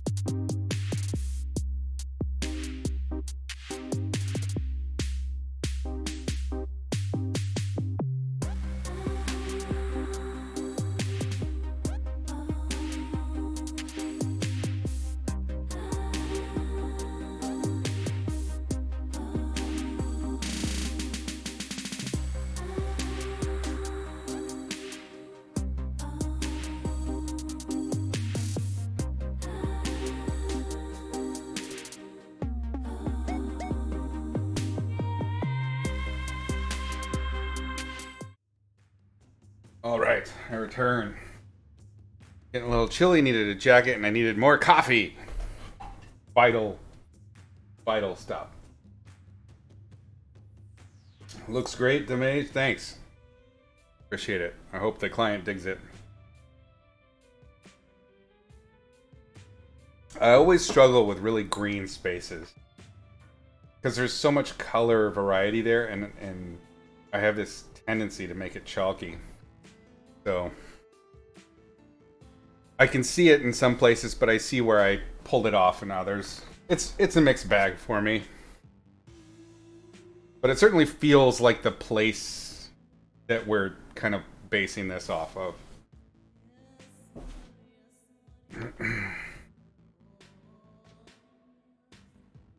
Yeah, and it works in thumbnail, which is how I'm really thinking about it.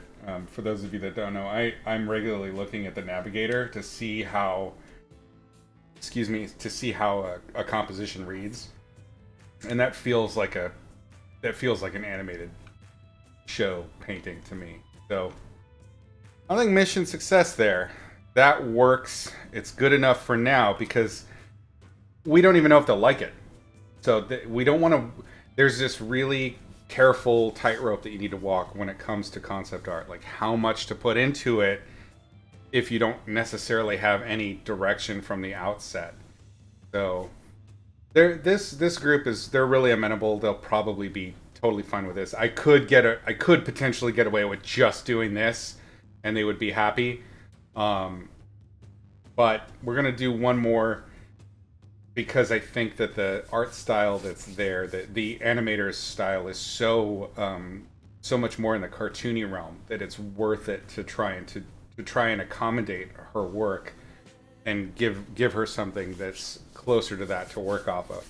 So what that means, we're going to be doing the same image, but we're going to try and stylize it a bit, give the structures a little bit more attitude, give the shapes a little bit more. There's already kind of a shapiness to it. A lot of the little hedges and bushes look like little diglets. That's the diglet bush. That is stylized already, but I think we can go even further. The question is how far? Like where do I want to put these 2 points on a spectrum? I don't want to triangulate here. I decided I'm not going to do 3. I'm just going to do 2, but it'll give us a starting point. What do y'all think? They think it doesn't fit. Can you use this one for my portfolio? Yeah, of course. I mean, even if they like it, I can put it in my portfolio. But whether or not it's public is the question. But I think in this case, they've given me permission to paint these on Twitch. I think it's going to be okay to put them directly in my portfolio either way.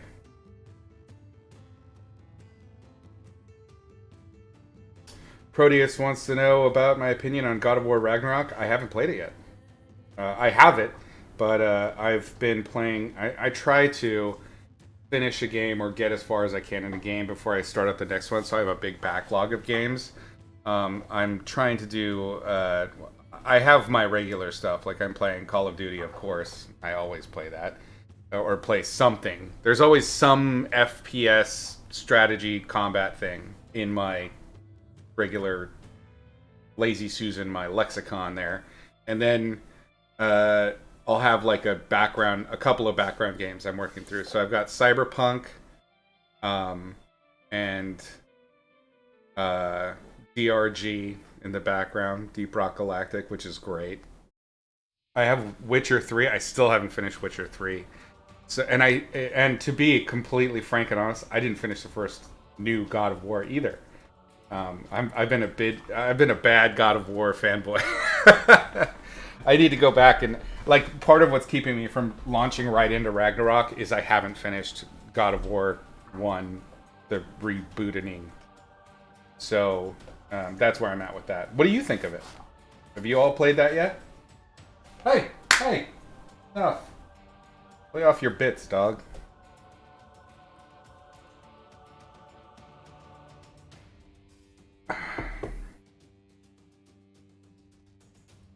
I did finish a game. It was one of the monthly free games for the PlayStation Plus or whatever it is, the basic package. And I think it was Heavenly Bodies, maybe something like that. And it's a really weird puzzle game. But basically, you play an astronaut where you try and control you can control their legs, you can pull their legs in, and you can control their hands, their arms. You can move where their arms are, and it can grab onto surfaces. And you do the whole game with that. You control the direction that the arm is pointing and what it grabs on and when it grabs. And you can tuck the legs up so that you can get smaller. And that's it. And it's a puzzle game after that where you're out in space and trying to set up your solar panels to work, and it's a very like indie. It's super indie, but it was surprisingly fun, and the art style's cool. It's got kind of a mellow feel, but it's very it's one of those it's one of those games where you have to where it's all about controlling something that is awkward to control, and that is the game design. But they do it in a great way, and it was quite satisfying. I actually finished that one. It was only like 4 or 5 hours. And it has you can turn on Newtonian physics more or less, which means so you're in a little space station and it's all flat. It's all flat 2D. So you're not moving through space in 3 dimensions. You're only moving through space in these 2 dimensions. So they kind of break they kind of break perspective and things like that so that you can move this character around and have them interact with things. I think it's called Heavenly Bodies. I'll look it up.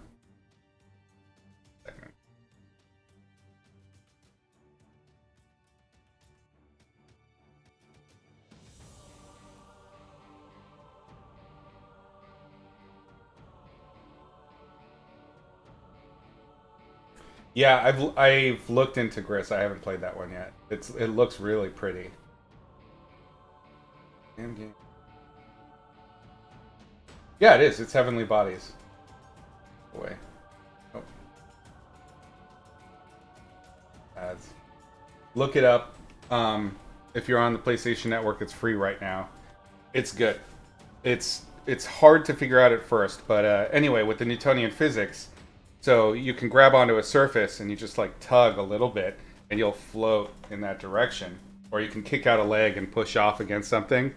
But if you're in a wider space and you don't have enough momentum, you could just sit there floating super slowly to the other side. It's a meditative, and you actually do better when you relax and just kind of like don't try to control things really hard or do something really quickly. You just want to do like little move, and you get used to how much of a twitch on the sticks you need to do in order to push yourself around. It was surprisingly fun for like an indie venture. I really enjoyed it. There's another game that I want to play, but I don't. They don't have it on the PS5, and that's my primary gaming rig right now.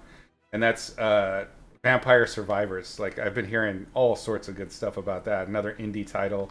It's like an 8-bit style little combat game with a roguelike aspect and a skill grind that happens during the game. Those I always have fun with those. All right, so we're not playing with this one anymore. We're going to call it done. We're going to squish everything down and just save this. I already have this saved as a new file. So let's grab everything from here down.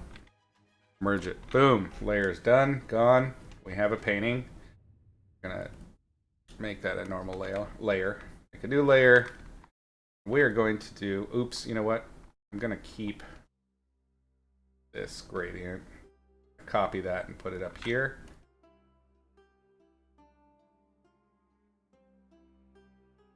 There we go. Now we have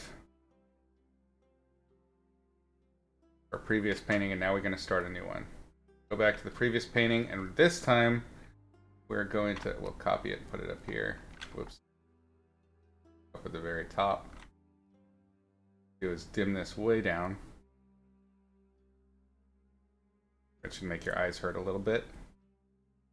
Make a new layer, and this time, because this is more kind of cartoony, I'm going to try to do a little bit of drawing. I'm going to see if I can... This is the tricksy plan I have here. I'm going to draw out a more stylized version of what we had before, and I'm going to try to transform the pixels I've already painted to fit this new thing, and then I'm just going to kind of simplify things, so it'll be kind of an in-between. Yes, again, super lazy. You're a bit of a space nerd, gonna check it out. I am too. There was a game that came out in the 90s that was just it was a Newtonian physics based piloting game. I think it was called Dissect. And I've always been fixated with with games that actually adhere to that kind of physics when you're in space. So I'm a big nerd about the movement. I love games that kind of challenge you to figure out a movement. I loved Bionic Commando. Um, that's what I love about Deep Rock Galactic is, you have to manage movement. So for me, I know it's pretty unusual, but I'm one of those people. I really like games that have satisfying movement in them, where it's not just shooting or something like that. So space combat that has Newtonian physics, where like you can turn on a dime, start shooting behind you while you're still floating in one direction. Like that's so fun, and it forces you to think in a different way. That's great.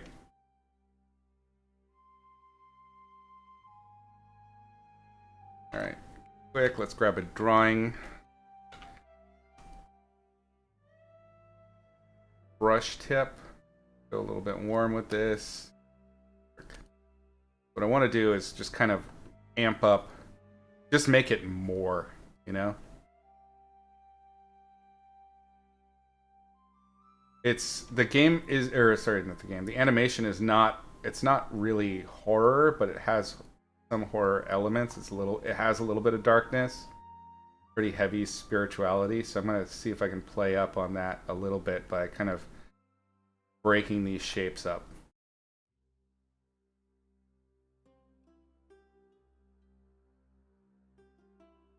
Maybe we'll do a more sweeping vista back here.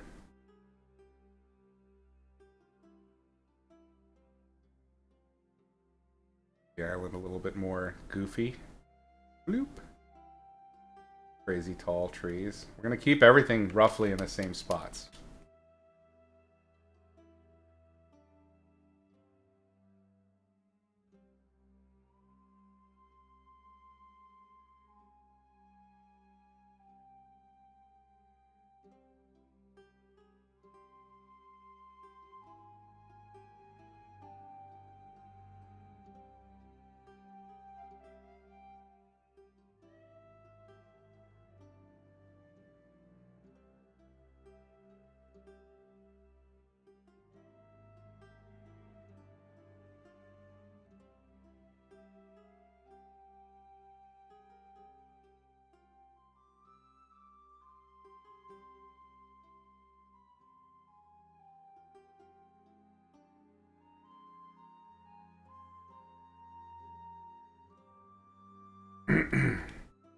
What's my favorite animation?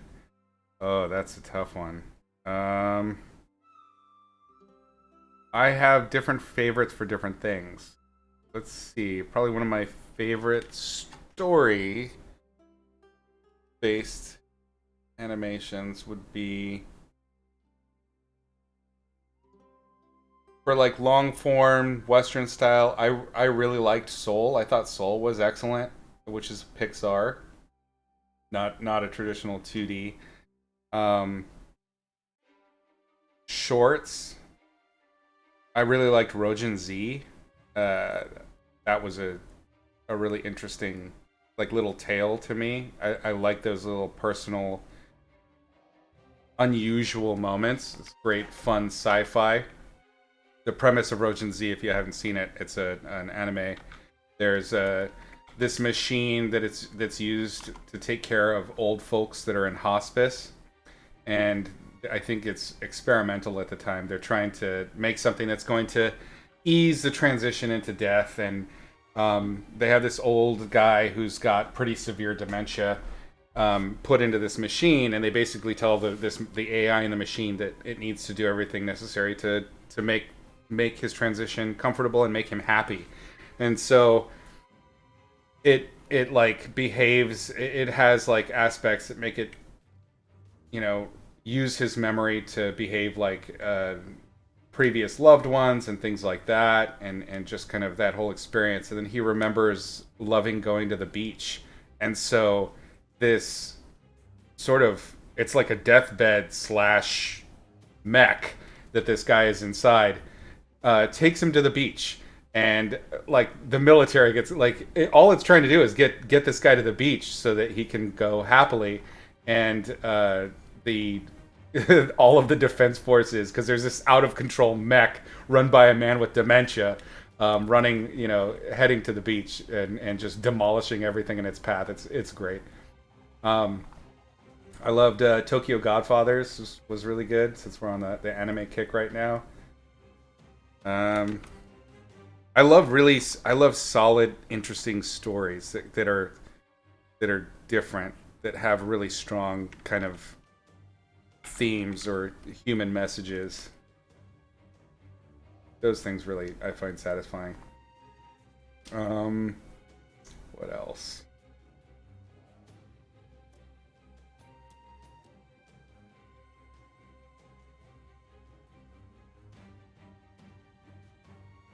Tough for me to think. I mean, obviously, a lot of the Ghibli movies I love. Um, I get bored of them though over time. They're kind of they're visually stunning, but story wise, they can be a little bit less complex than I like. Um, that said, probably one of my favorites was Porco Rosso. I really liked Porco Rosso. Um, do kind of a big chonky rock section. Let's do another one here. Raise this whole thing up.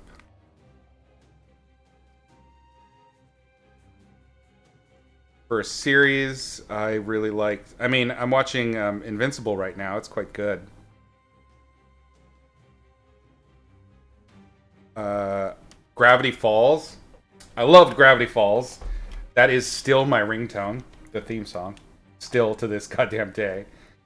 Steven Universe, loved it. I love this new age animation that they're doing. That like they're really embracing kind of this flat work thing, and the character designs are so cheeky. I love it. Primal was fantastic. That's Primal is a masterpiece. If you have not seen Primal, which is what's his name? Oh, I'm spacing on his name. Not Tarkov, not Tokarov. I'm totally spacing on his name. He's the guy that did Samurai Jack, and he's gone off and done his own sort of barbarian style, um, hyper violent, uh, silent story, and it is so good. Primal. I think it's on HBO. Very good show. Let's turn these into verticals.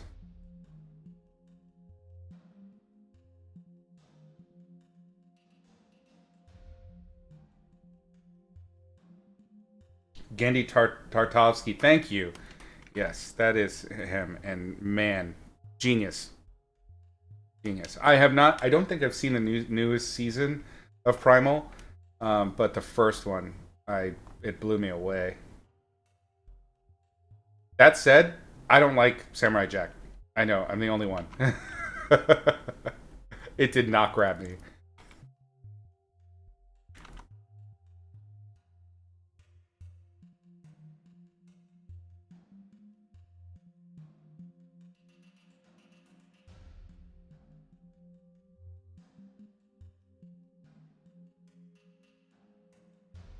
I think with this one, we're going to simplify the depths. We're going to just make it two instead of three basic depths here. We're going to kind of cut it between.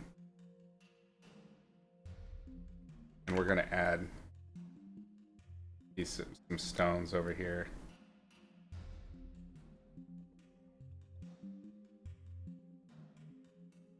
It's something I didn't like on the previous one is that big open space with the lake there. It didn't really. I did not do a good micro composition there.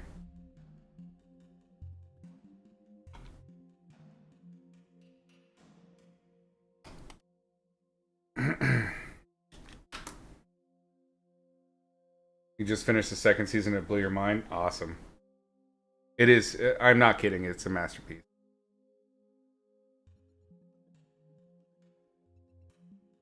I I'm trying really hard to think of the shows that like really had an emotional resonance with me.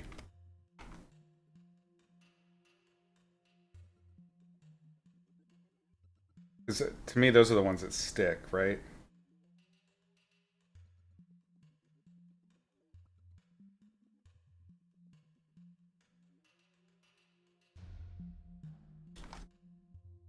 I think we're gonna break the scale if we go too big with these. Let's amp the caricature here.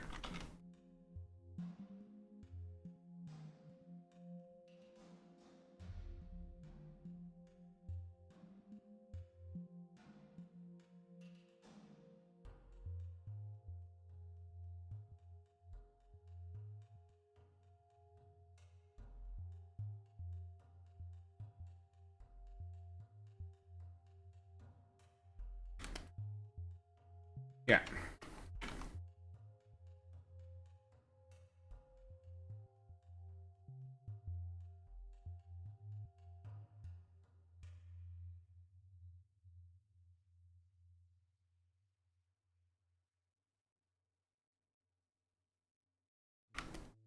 Mm,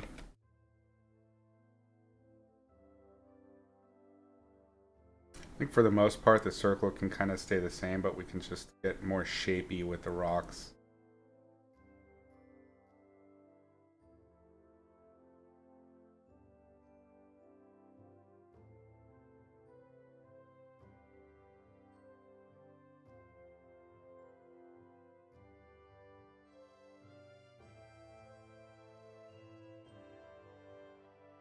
It's not a animation, it's puppetry, but if you all haven't seen the Don't Hug Me, I'm Scared series on YouTube, that is well worth looking into. It is super messed up and awesome.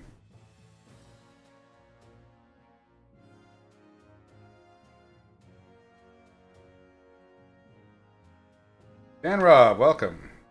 How's it? How's it? We are talking about animated movies and shows that we like.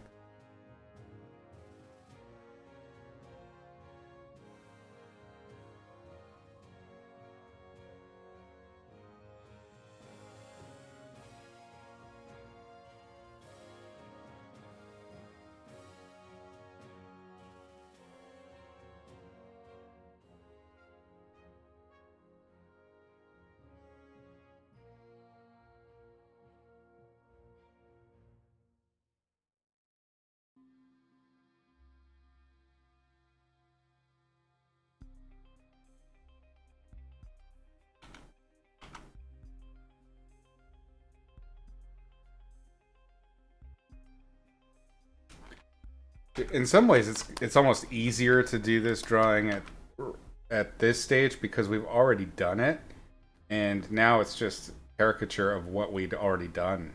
So we can go bigger and better in some ways. Let's make this part. This is one thing I didn't like that I did with the last one.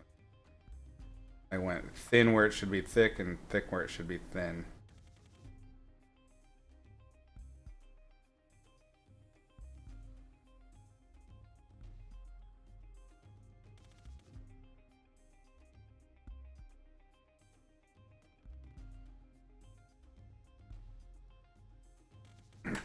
Haven't been keeping up with anything animated in a while. Fair that.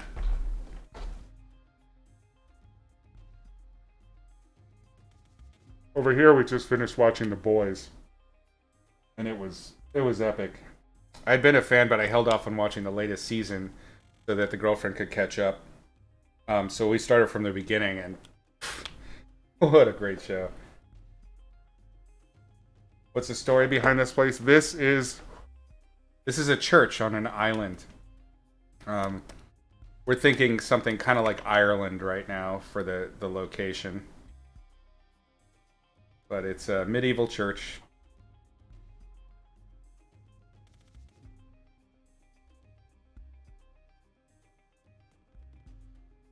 Ova, hey, knock it off. Relax. Jackass. The Boys is an epic series. Love how off the rails it goes. I love the fact that you can watch the show and you cannot guess what's going to happen next, which really is rare for me. I'm such a narrative and story wonk. Like I can guess like the in that show I can guess the rhythms that are going to happen in terms of character development, but like the shit that just happens you don't see coming, and it's so good. I love that. Like it is genuine. How many times my girlfriend just ended up with like her mouth agape, like what was innumerable with that show. You cannot tell what's going to happen. It does not broadcast its punches.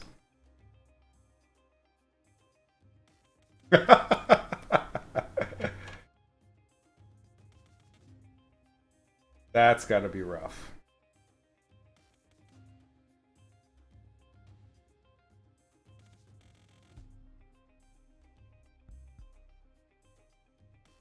With this being a more animation oriented version, I think I'm going to not worry so much about moss. We're not doing why am I making the same shape again? What happened there?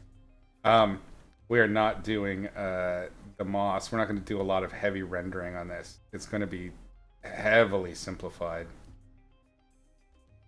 So then the rocks are going to have to carry a little bit more of that weight.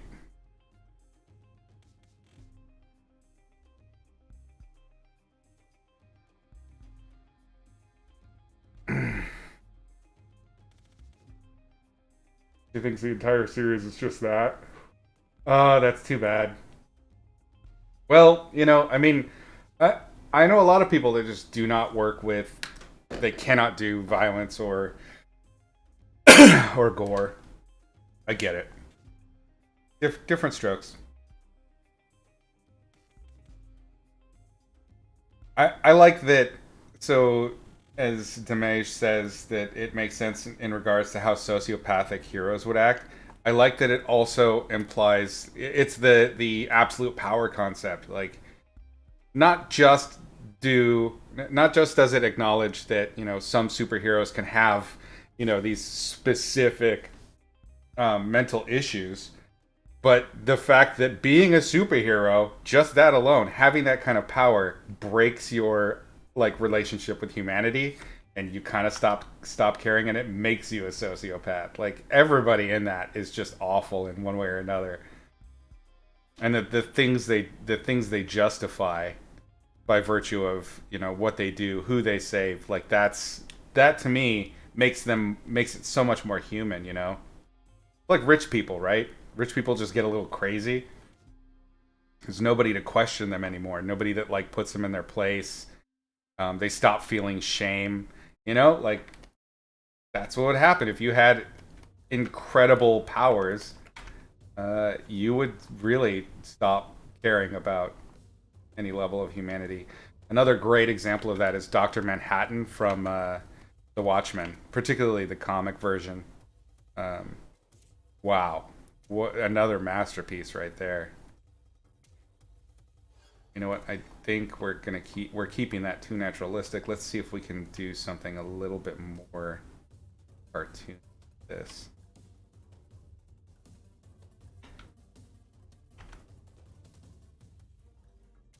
Yeah. Going a little bit more over the top. We still want to frame in the same spot. So I'm still going to have the center of the circle. We're going to put it back where it was in her initial drawing. And I'll do the same thing. I'll paint it out flat and then kind of make it fit. Actually drop it. Built. There we go. Let's figure out these trees, and then we're done with the drawing, and we'll see how much of the original painting we can recycle, because what I want to do with this really punchy animation shape language is do a more realistic rendering of color and light. We'll see how that plays. Do you ever do style studies anymore? This intense fog reminds you of Richard Schmidt paintings. I mean, I am doing them right now, but if you're talking about like master copies, I don't get to do them as much. What I do these days is analyze. So the last painting I did, which was the Red Leaves painting, some of you may have been here for that one. That was done after the manner of Sargent. So I was thinking about Sargent's philosophy and approach. I'd looked at a little bit of his work, and then I put it aside, and then tried to do something in that style. So that's more what I do now when we're talking about style studies, as you call them. That's or master copies. That's what I'm doing. It's a lot less direct from the image work. Almost like testing yourself, you know?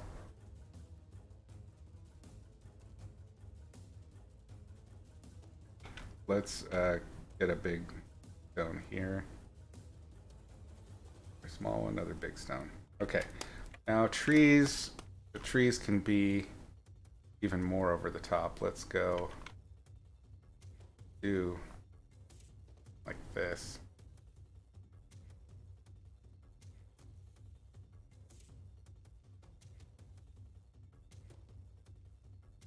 Bang a booty. I don't know, I'm just kidding. All right.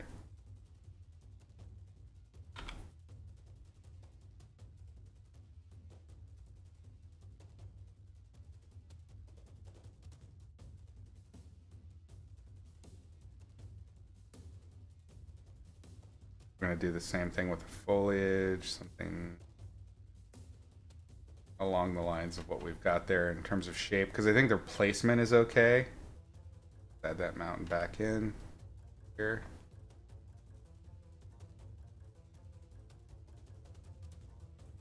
And get real gnarly with the tree trunk, or the roots rather, sorry. Not too dissimilar from what we've got. We're gonna get real, this time we're gonna get crazy with the grass, because we want that to, we want to make up for the fact that we're not gonna have a lot of detail. Like I'm giving myself a paint over? Yes. Well, we're tackling it from a completely different style.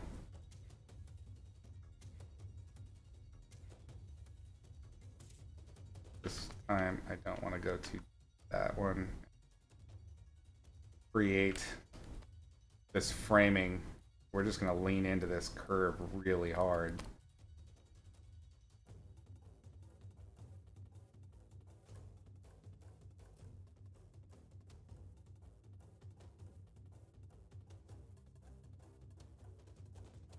We'll do the same.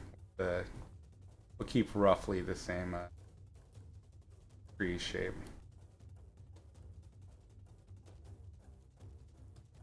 See what we're missing. Okay, so in the sketch I've got tangencies here.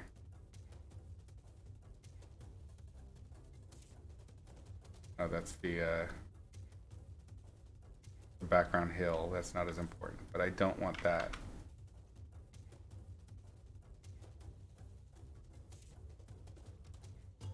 Okay, yeah, that works. All right, so now is the fun part that I was talking about, where we're gonna see what we can take from this. See if we can apply any structures to it. We're gonna put it on top. I'm gonna kind of approach it with the same idea of the background stuff.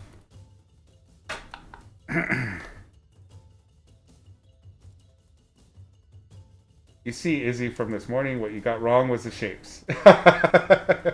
That's right, and that's definitely how I give feedback. This scans. I'm a monster. Thunderbill, thanks for hanging out. Appreciate it. Thanks for all the great questions. Get some rest. We'll catch you next time.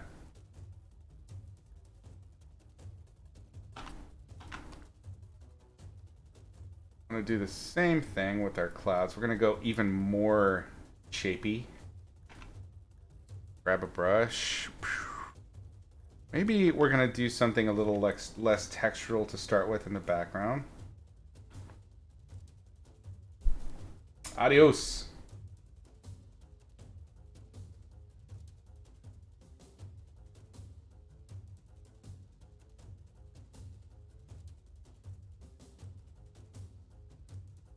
is weird. Why is that not coming out the same color? Oh, because I went brighter. That's why. I did a levels. Oops.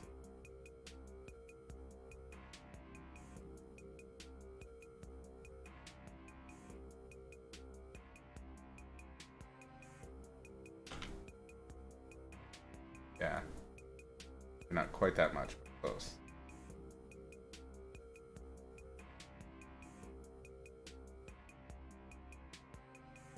Okay. Try it with that and see. Color pick this again. Back to that. Yeah, that works much better. All right, so now we're going to do kind of shapy clouds.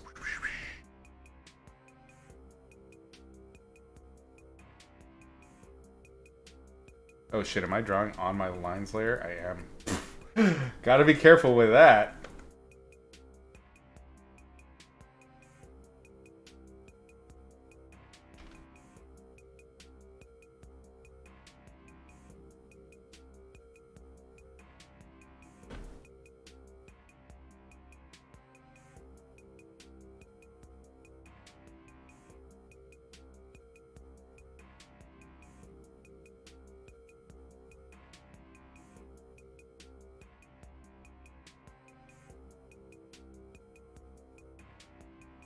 I'm introducing new shapes, but the goal here is to kind of avoid introducing tangencies. So notice how I'm letting, with the line art, I'm making sure that there's going to be breaks and overlaps that are clear, or if there isn't going to be a direct overlap, like these ones, like the tree bits, tree nubs, like here with the cross, instead it's actually going to be created, it's creating a cut into a field.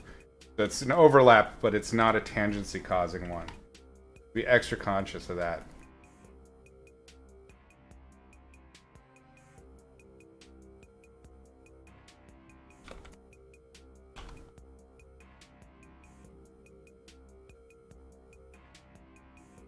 We're still gonna do overcast.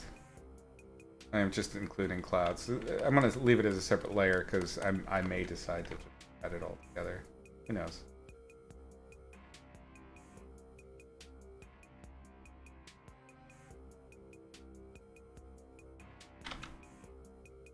Okay, next layer.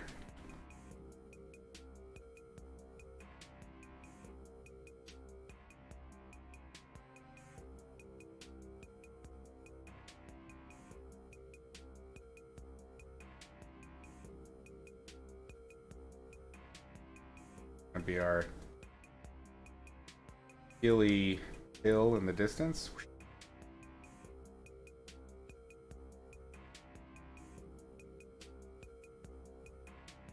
Go back to our chunky brush.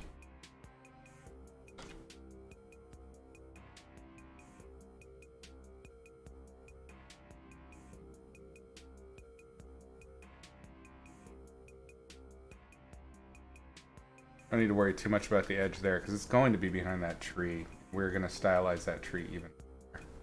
I do want a little bit of shape variety here. Do a quick horizon cutout. There we go. We're done. Let us also, since we're back at this stage, let's do a quick see if this one works. A touch of haze.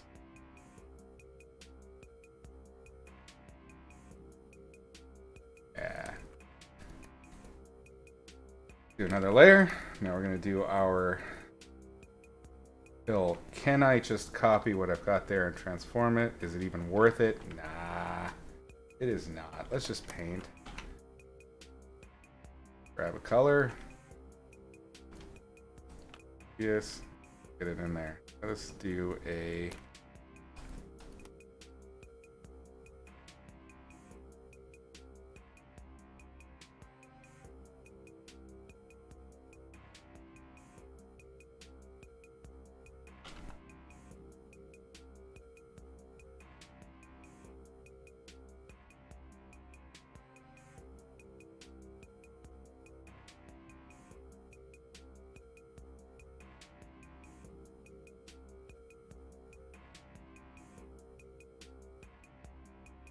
if we're mindful of scale at this distance, this can help sell that the laziness when it comes to the colors involved and the atmosphere overlap.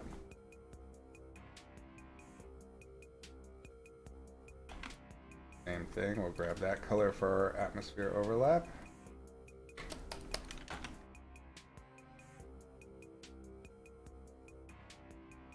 Do brush.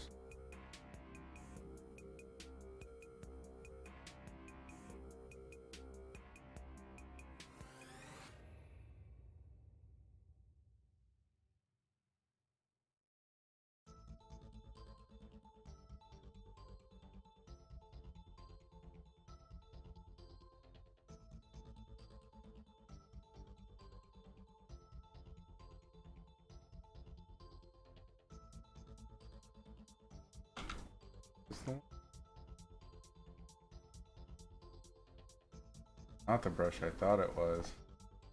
It's not behaving. How about, oh, this is, that's the one I wanted.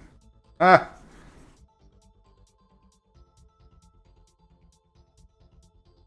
Alright. There we go. We've got some distance. Next layer.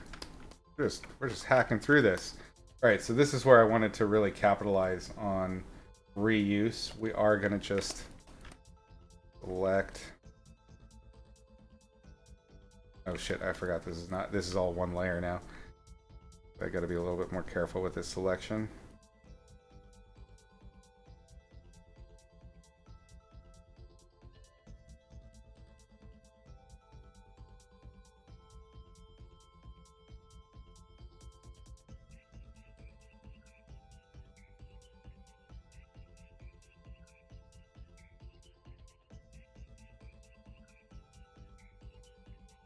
I'm not super concerned with capturing all the edges because a lot of this is just going to be warped out.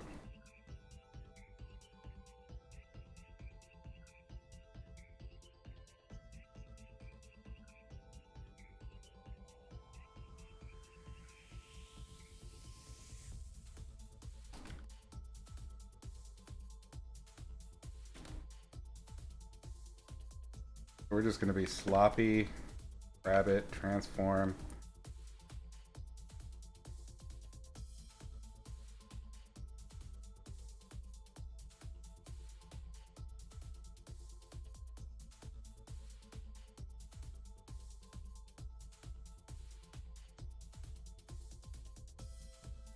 The thing I'm getting away with this is there's all this textural visual interest that already exists in the painting.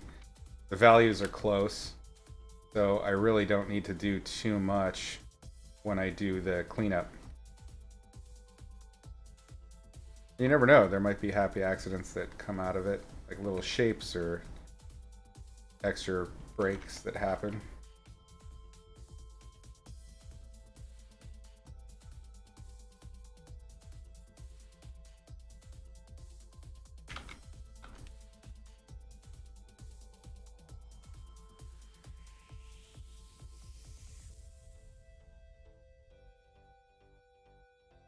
Like that little pickup interrupt there. Good. Grab this one.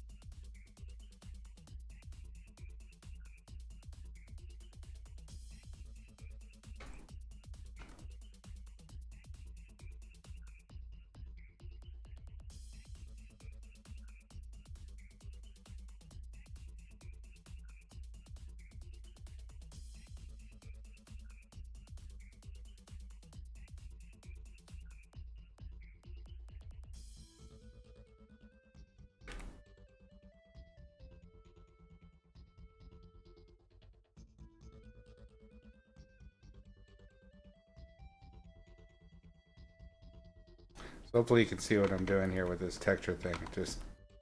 It is just pooping out the textures and not worrying about them and really focusing more on the shapes. That's that's the goal here that we're trying to hit. Okay, I am gonna go ahead and make this layer our sort of, actually no, I will put it underneath this one. We'll make this the landmass itself.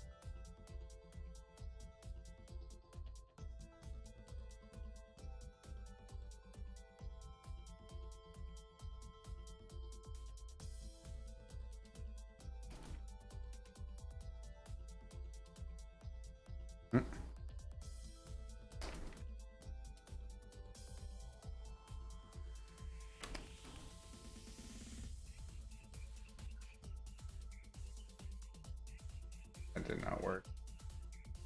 Yeah.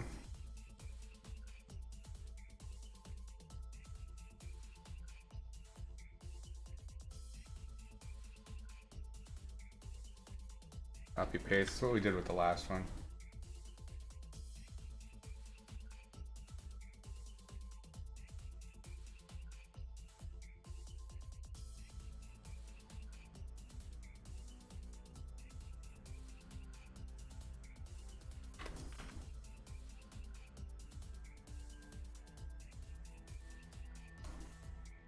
This time we're leaning much more on the texture.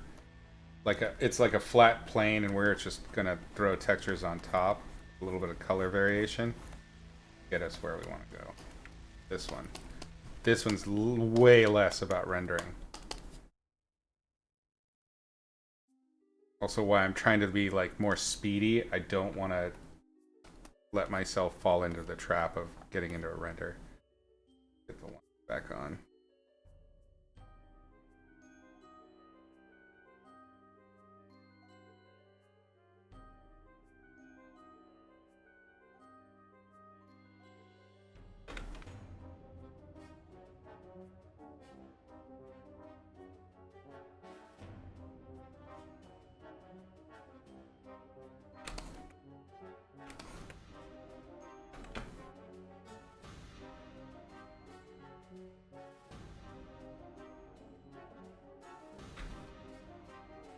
A little bit of surface undulation because we're working with more simple planes. We gotta we gotta give them a little bit more visual interest.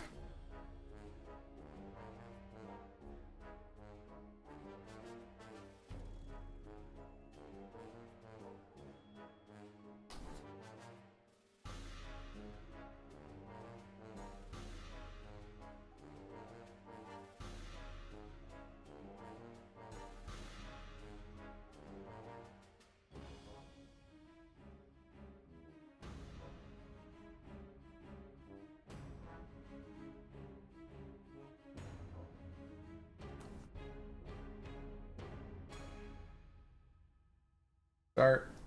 Go ahead and get our trees in the background.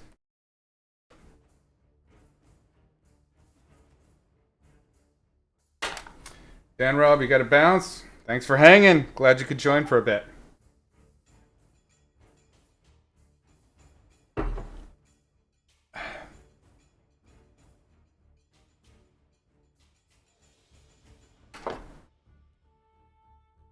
Okay. Next thing. Oh, right, trees. Let's do another selection thing.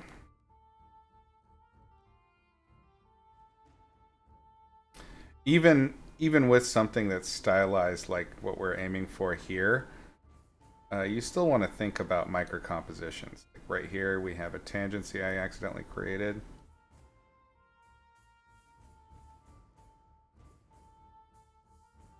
What's happening? Oh, Jay Stiller rated. Wow. Appreciate that, gang. Thanks for joining. We are doing some animation background freelance together.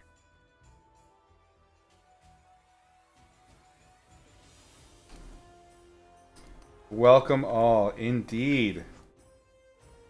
That's awesome. Appreciate that. How y'all doing today? What were you getting up to previously? Jay Stiller. Be careful, we don't want this tangency too close to the top. I want it to kind of... It's not, I guess it's not really going to tower over the tower, as it were. We're going to give it up. We're going to see if we can do something different with the shape.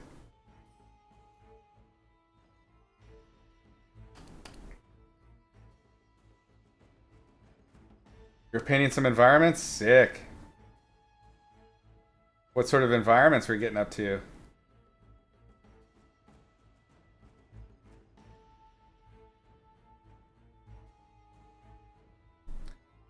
We're going to do a little cut in there.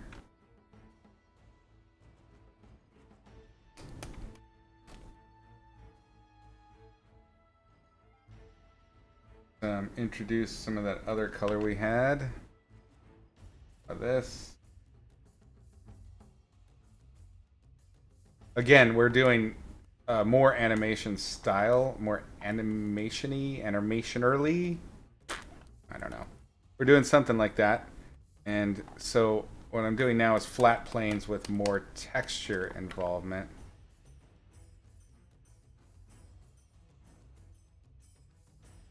More simple kinds of overlap. But because of that, the shape is so much more important. Great, done. Next. All right. I got layers of shrubs and rock at that more distant church area. So we're going to go ahead and throw those in now. We'll probably do an atmospheric pass between these two layers after we get our details sorted in there. We're going to do the same thing with these interior ones. We're just going to do little diglet shrubs. Again, it's just shapes.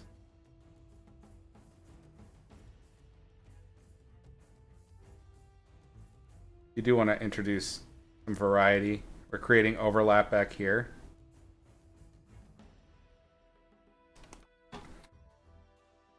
Started out with sketching ideas and anything that seemed fun, and picked an idea and started working on it. Oh, I love it. That's a great system. Vines and bramble theme. Whew. That's some detail. I will stop by and give it a watch after this. Yeah.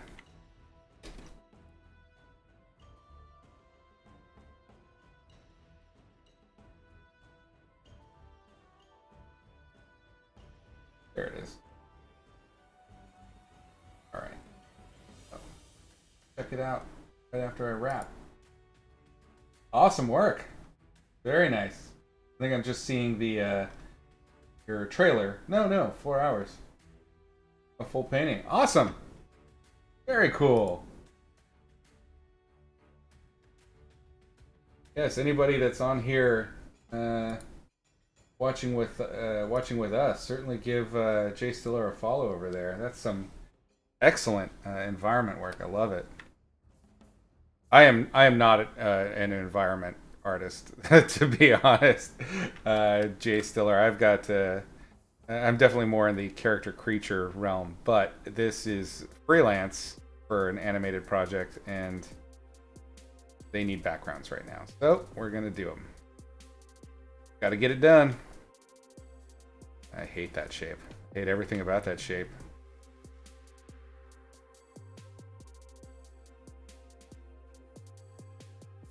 A little better. Little poop. So many poops. Cat poops. Nope. Nope. Nope.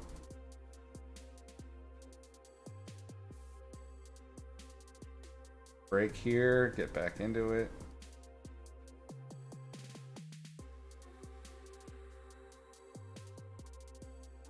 Exothermic Goblin. Thank you for that follow. I appreciate that.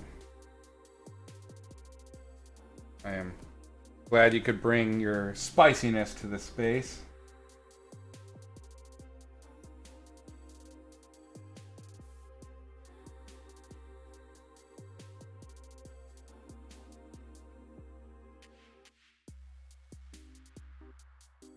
You know, I like that kind of grimace weird shape I just made there, so we're gonna keep it. In fact, let's do a couple more of those. Those are fun. Gonna be lurking, need to eat some food and move around. Hey, totally cool. Full painting is a lie. Definitely don't finish stuff on stream. Ah, it's fun. It's a challenge. I know how you feel. Yes, absolutely. Thanks for hanging and lurking. Absolutely welcome. All right, let's throw in a new layer. Oops, I think I already did, didn't I? I did. Let's grab the darkest of our previous layer, and that needs to go on top. Uh-oh, we're in trouble.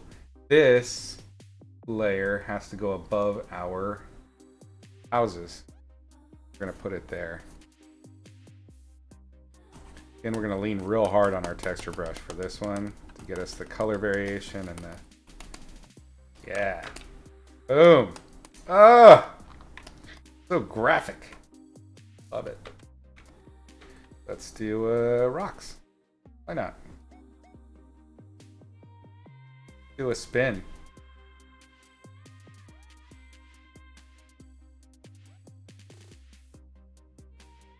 Boba, hey, relax. Baz.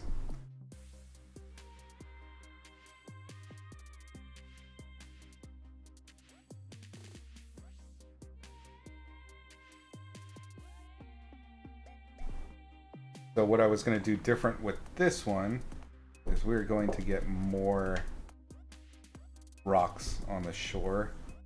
Make it more about a rocky shore rather than kind of sandier beach. One difference we're going to aim for. Oi! Oi! Relax!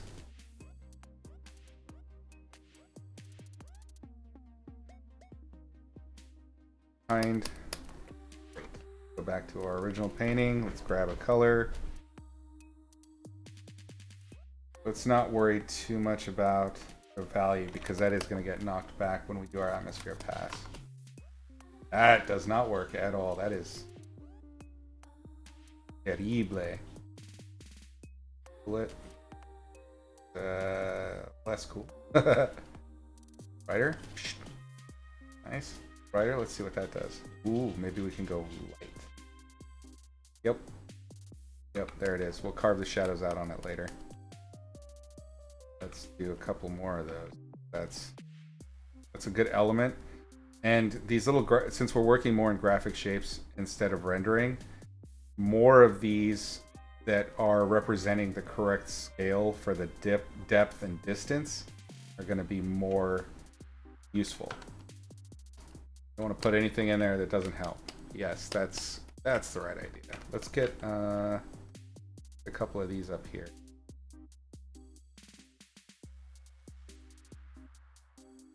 And then I'm also going to add some brush back there. Go back to our brush layer, or verge, the foliage. I'm saying foliage, ironically. I watched, oh god, it was a video on the updates to Unreal 5.1, and the guy that was narrating it, he kept saying foliage, like foliage. And I don't know why, it just It tickled me, so I'm adopting it. I'm keeping it. It's mine now.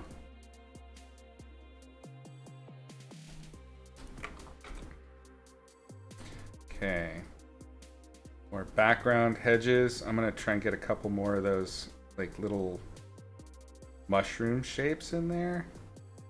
But I'm also I have to be mindful because now we are a little bit further away than the church that we just did. So the tower's got to have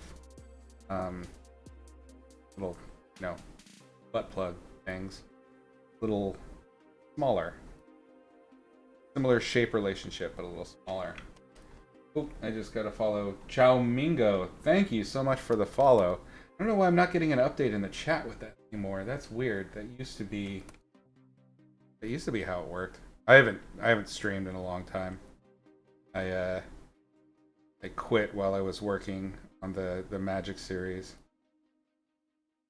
It was just too busy.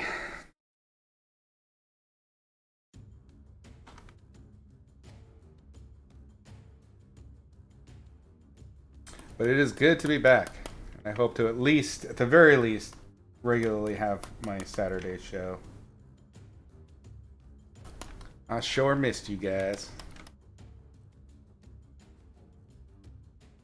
Okay, let's clean up that building because it is poops. Poop.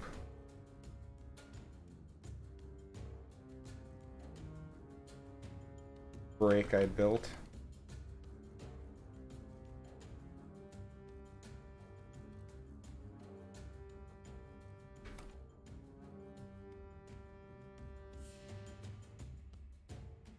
Want to lose the pixel holes that I built from the lasso, the quick lasso actions. Let's lock the transparency real quick. Gonna cover over the old bushes and line work.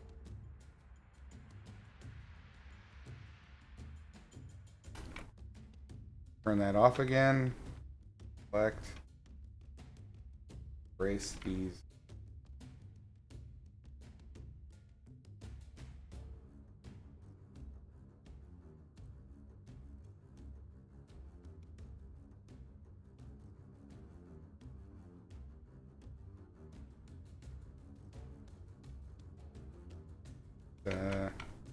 Be careful with that selection. I don't want to accidentally paint outside of the tower's intent.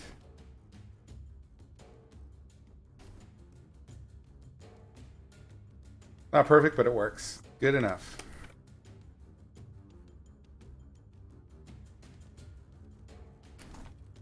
All that good.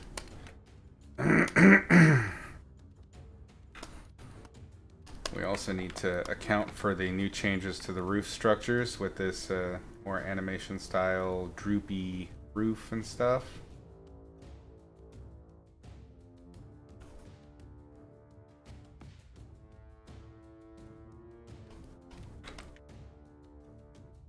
Get that sky color out of the previous pixels.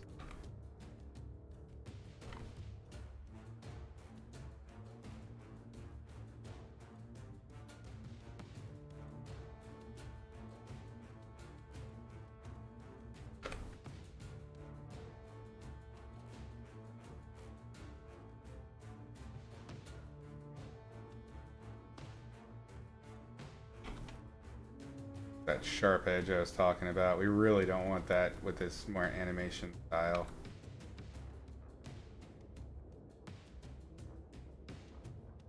There. Clean up this bit of roof I left. That good? We're good? Done. Next, let's do foreground rocks. Grab this color, something like it. Start there. Got the bush. There's our background rocks, hedges. Next, oops, be these ones here. I don't want these to interact with the stone circle and the prayer labyrinth. So I may have to knock these back or shrink them down a little bit so that they're not breaking that rhythm I've created. All I wanted was to carve micro compositions up into the lake so that the lake isn't so barren like it is in the last one. But maybe I need to stick with my original decisions. Sometimes you're right the first time. It happens.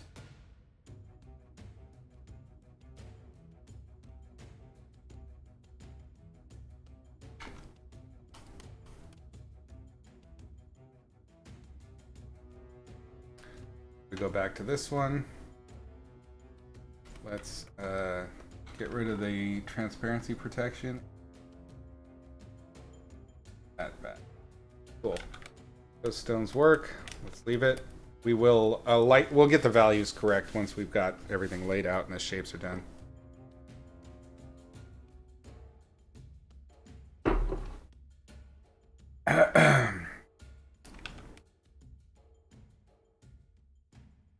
Next stage. Houses. Rocks back there. Stage 4. So now we are going to be on a separate layer, I think we can go back now. Our friend, Big Mask. So let's go ahead and get our ring in. We'll have to draw out the prayer labyrinth again.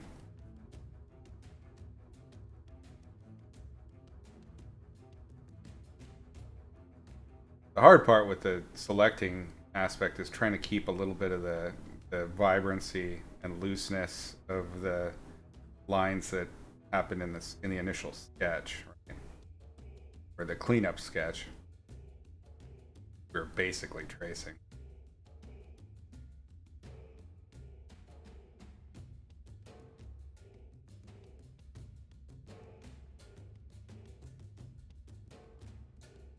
Ironically, sometimes getting that fluidity back happens in the erasing out of your lasso selection rather than in the creation of it. Gotta have your hands on those control and shift keys ready to rock. Okay, do it again.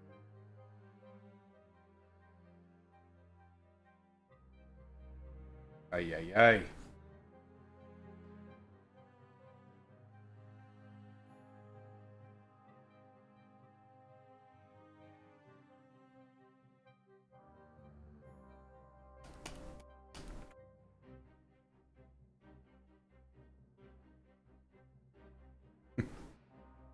Those of you that have taken my logic of light and color lessons on Gumroad, they've already heard my lasso tool story. But I had a graphic design teacher and Photoshop teacher when I was in college.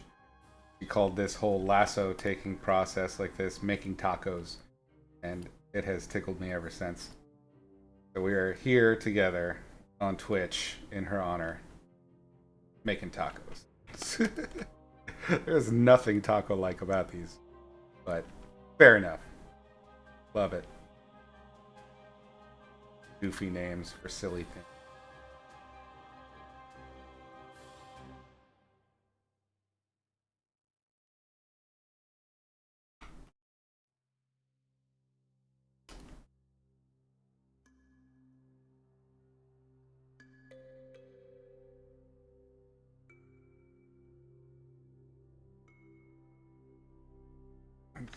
There's so many like shapes and little nubbins that I really like in my drawing. So yeah, this is such a challenge to try to get the get that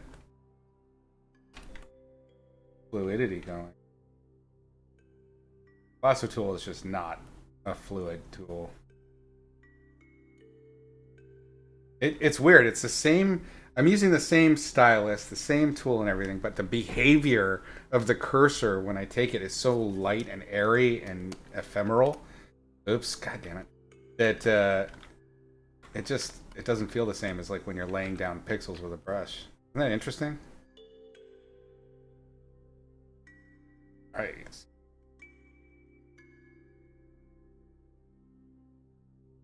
don't need to worry about. Jeez, I don't need to worry about these details too much because this is all going to be behind the little trees. 7-month pregnancy there.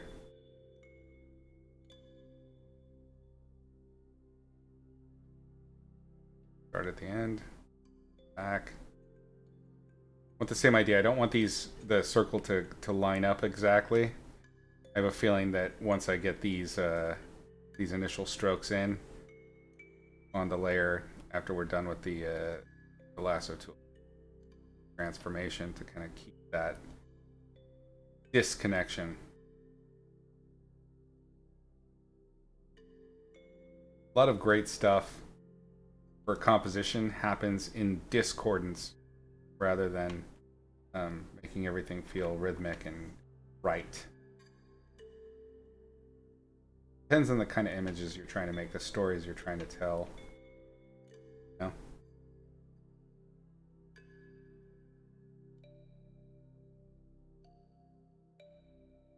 Great. Blah, blah, blah, blah, blah. Don't like leaving those little open pixels there. Good enough. Happy. Let us lighten this a touch, warm it a touch with my lovely lab controls. Make sure we're on a separate layer. Layers do I have that here? What the hell is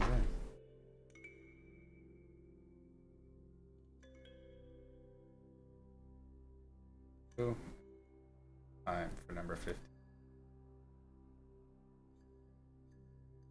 Bloop. There she goes. Little darkness, color variation. Happy accidents.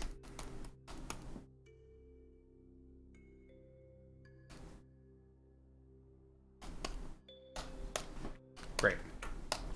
Awesome. Ooh. Wonderful. Hot. Alright. Grab this. Let's do this transformation in the belly of the tree since it's going to be a little bit less of an edge issue. Transform, warp, bring it down a little bit, and bring the end up. Touch. We want to invite anybody that's in that little church over there. Just come say hi. You know, make it real easy for them to walk in.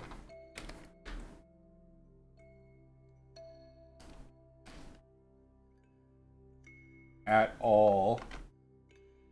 God. All right. So we have the stone ring is done. Great. Next, we are going to do this hillock. I think. Hillock in the tree. 3 layers. And then we'll do the maze last. And then we can do a lighting pass. This is the great thing about doing the animation style is you really don't need to worry about those edges in the beginning.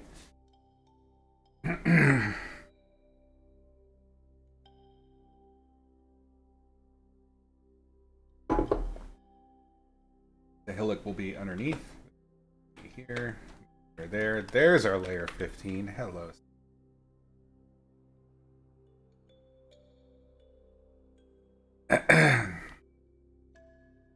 So, if you're a regular, you're probably seeing my pace is ridiculous right now. And part of that is I am fighting my impulse to do what I always do with a painting, which is to slow down and start noodling and really getting into it. I am trying to slop this out because the end goal isn't about the rendering, it's about the shapes.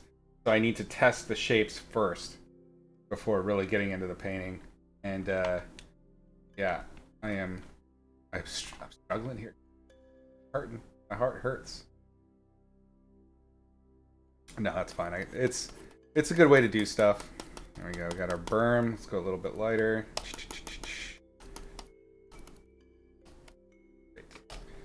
All right, that's done. Now let's go to the trees. I think is the next step.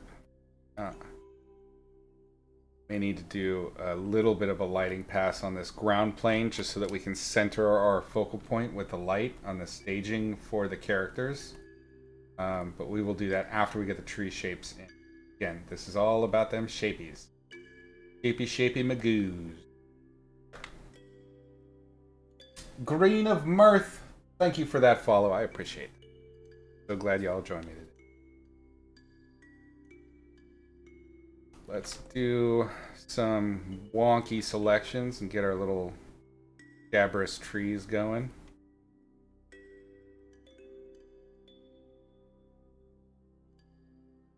A little too much bicep and deltoid. That up. Funny how, you know, again, I'm not an environment guy traditionally, but how often when I'm drawing environmental stuff, it just ends up having figurative aspects to it. I can't help it. These are just the rhythms that my hand wants to naturally go in. I just see how the shapes are figurative instead.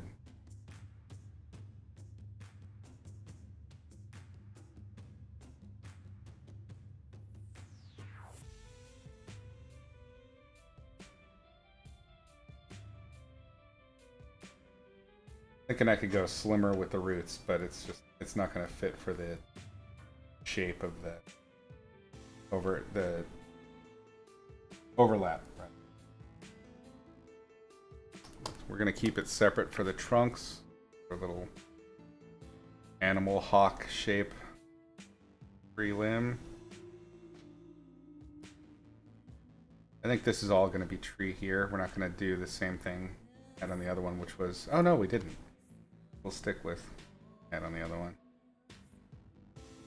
Bit of root jutting forward and another sweeping line and gesture just to create our encompassing framing objects.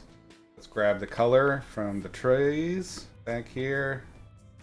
Put that away. We are going to real quick smart throw down trunks.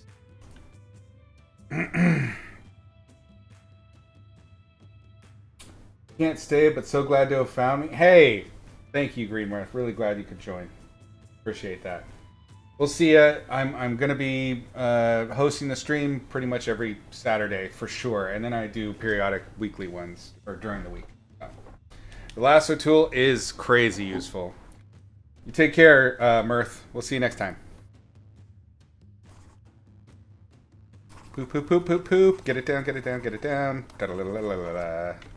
Alright, color, color, color. Color, color. Let's add a little bit of light. There. There. Little bit of juice to vary up. I hate that term, that's why I use it. It's so funny.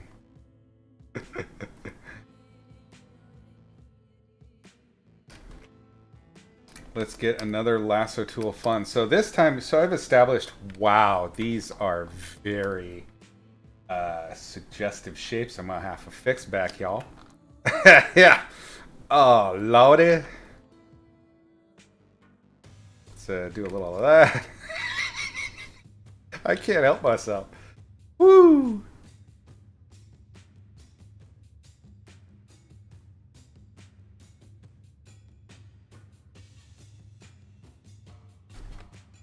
A little less Dicky Magoos. Let's grab you. And I need to change this one. It's not vibing with the other one. They're too similar. So all I'm doing is transforming. I'm trying to avoid those tangencies, trying to avoid too many rhythms that feel the same. You need to break it up, otherwise it will not work. It'll feel too samey. You'll get a boring feeling from it. We were talking about Richard Smith earlier. Richard Smith outlines the most essential rule of any kind of composition is never repeat. Never do two of the same thing in a composition. Shape, the same exact color or whatever. Like always vary. If you have an opportunity to vary, do it. And you will have an interesting image. Woo! Let's slow down. This is not my normal pace. I mean, sometimes when I'm starting, but Jesus. I'm already tuckered out. How are we on time? Probably 2 hours. Ha ha! That's why I'm tired. I've been doing this for almost 4 hours. Ooh, that is a lot of painting. Observer, thank you so much for that follow. I appreciate that. Welcome. Glad you could join us today. Oh, I was hoping to get further done with this, but I guess I ended up rendering on the other one a little too long. Let's make a deal. Let's do... We got 15 odd more minutes, so it's 4 hours even. Let us do another 20 minutes after that and see how far we can get done with this. I'll probably finish it up tomorrow. I don't know. I might stream tomorrow. I have Friendsgiving with a group of friends, but that's probably later in the afternoon. But I might stream in the morning to finish this up. My goal was to have 2 paintings done for the client on Monday, so that will be the case. So yeah, so we're gonna try and wrap. Should I not get super focused into this, we're gonna try and wrap today at around 4:20 my time. I just realized what I did.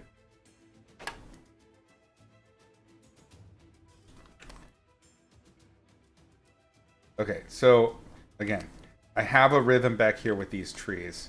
How do I get that rhythm from the bottom? I don't know. Let's figure it out.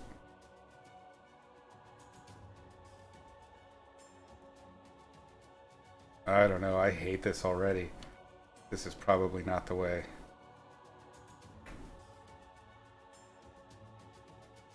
Might have to do what I did with the other one, which is actually create foliage, a leaf, foliage. We'll have to create leafy textures and shapiness. Damn. Really hoping I could do something graphic, but it's just not going to work now that I'm thinking about it. Not with the brushes I have. We could go more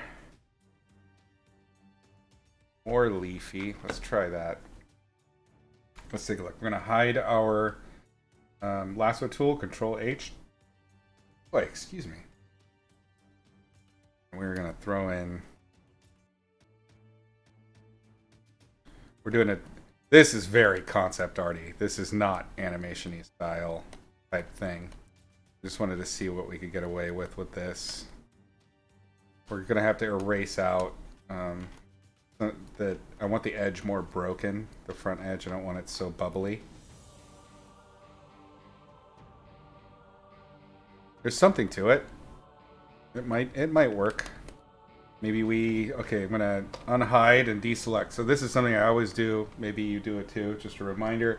Once you hide your lasso, you're gonna forget that you have your lasso on, and when you try to paint somewhere else, it's not gonna work, and you're gonna be so mad because like, why isn't it working?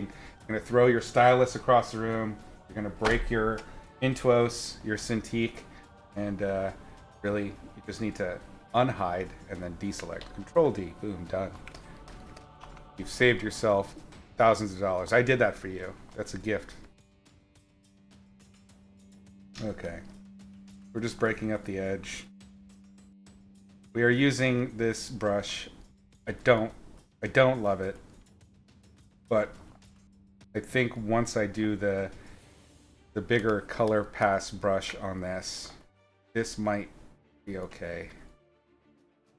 It feels a little bit more like digital techno looking, and the rest of it is so organic and roundy. But we'll give it a shot. Okay, we're going to lock transparency, switch back to that other brush, do some colors. I don't think that helps. Nope. I was wrong. So wrong. Right.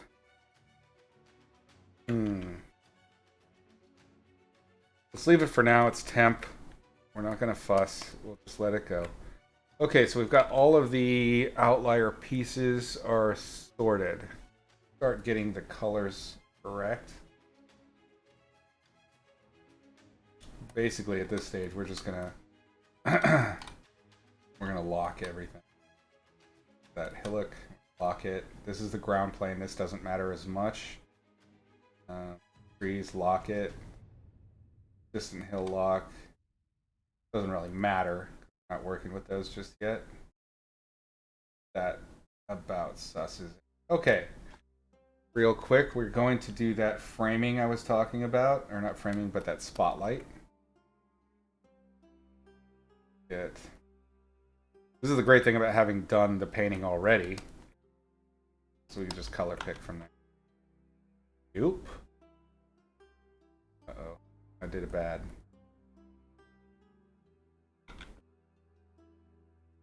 This needs to be locked too, I think. I messed up, gang. Alright, so we're gonna have to make a new layer. And this will be our lock layer. Or no, that's not true. What I can do is a layer mask.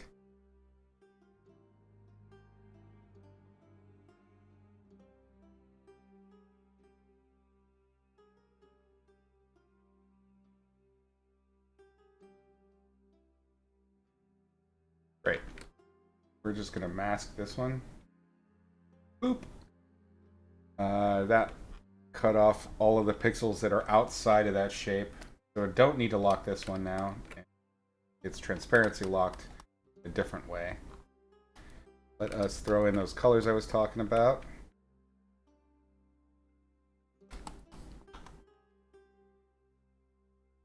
Touch. Pull it off a touch. Oh no, let's keep it saturated, but do cool.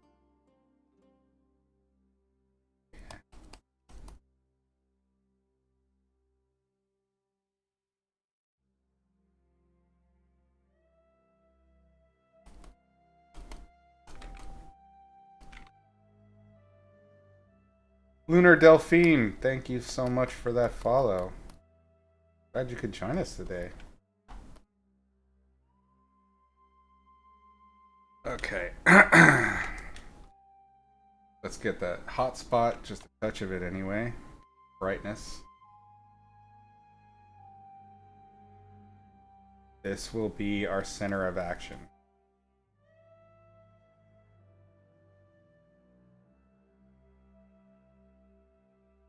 Get a cooler color. So I pick that. Go too much blue. That one. That's a little better. We're just kind of hint at the turning of the form as it's going back towards the sky. We'll go brighter on this side because I want to separate from the lake.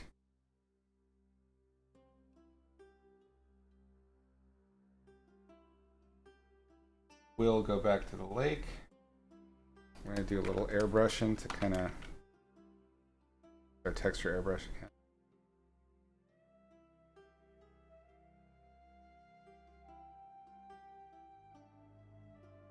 Up to saturation, darken it a touch, a little more.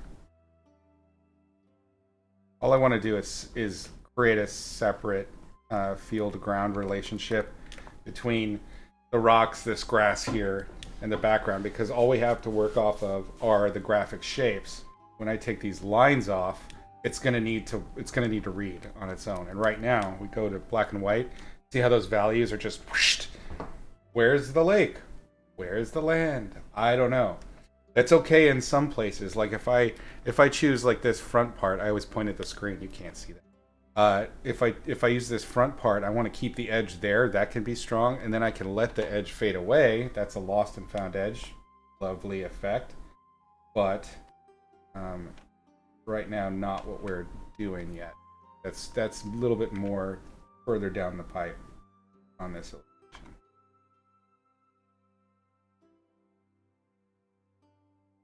There we go. Hinting a little bit. And we will grab go ahead and do a little bit of a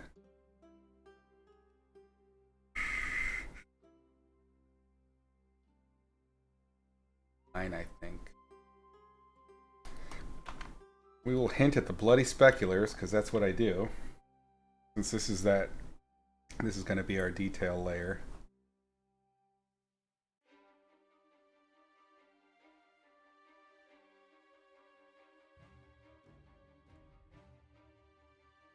We're just throwing this in now. This is generally something I leave for the end, but because it's graphic, I'm not going to go back to this background at all after.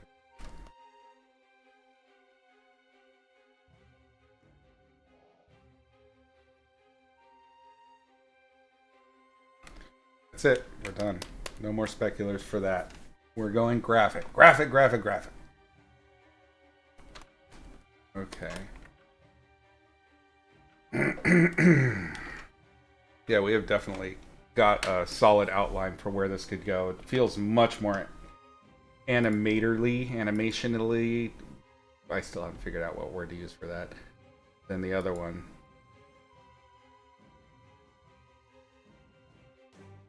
It's better in some ways.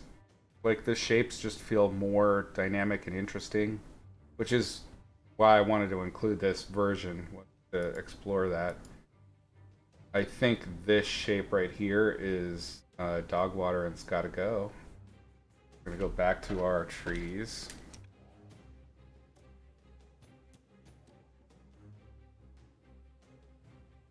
We may not need to go to 420. I'm being more decisive than I expected to be. I'm proud of myself. Growing as a young man.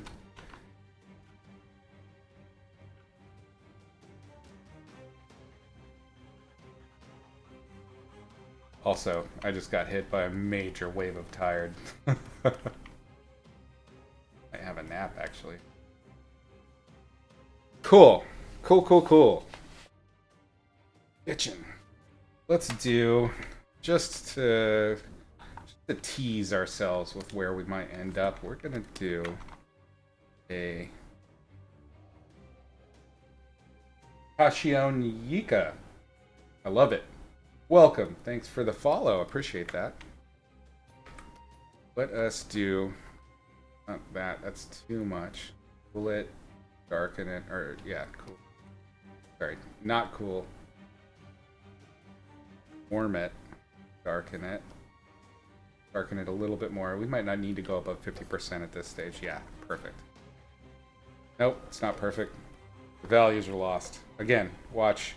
See how the values go bloop bloop? It just gets into the same territory. So either this hillock needs to be darker so I can keep this lightness, which is probably the smart way to do this. Or I can make the rocks lighter at the top and a little bit more sky fill color. We'll try both on here just as notes for myself for the next time I come back. For those of you that are new, that's something I do all the time when I'm painting. If I have to take a break, my memory is such dog shit that I give myself little visual notes and I'll paint them really poorly so that it stands out. And that way I remember to do something that I thought of while I did it the first pass on it. We're gonna keep some of this color on these stones. I think is the way to go.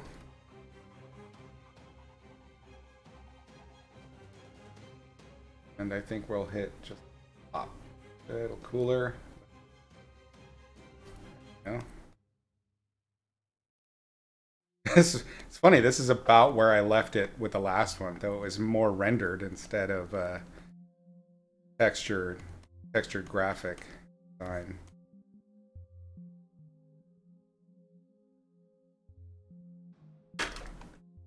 All right. Perfect.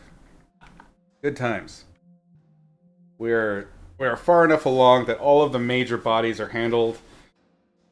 We've got a clear plan for what to do next, and we managed somehow to hold to a style in a relatively short amount of time.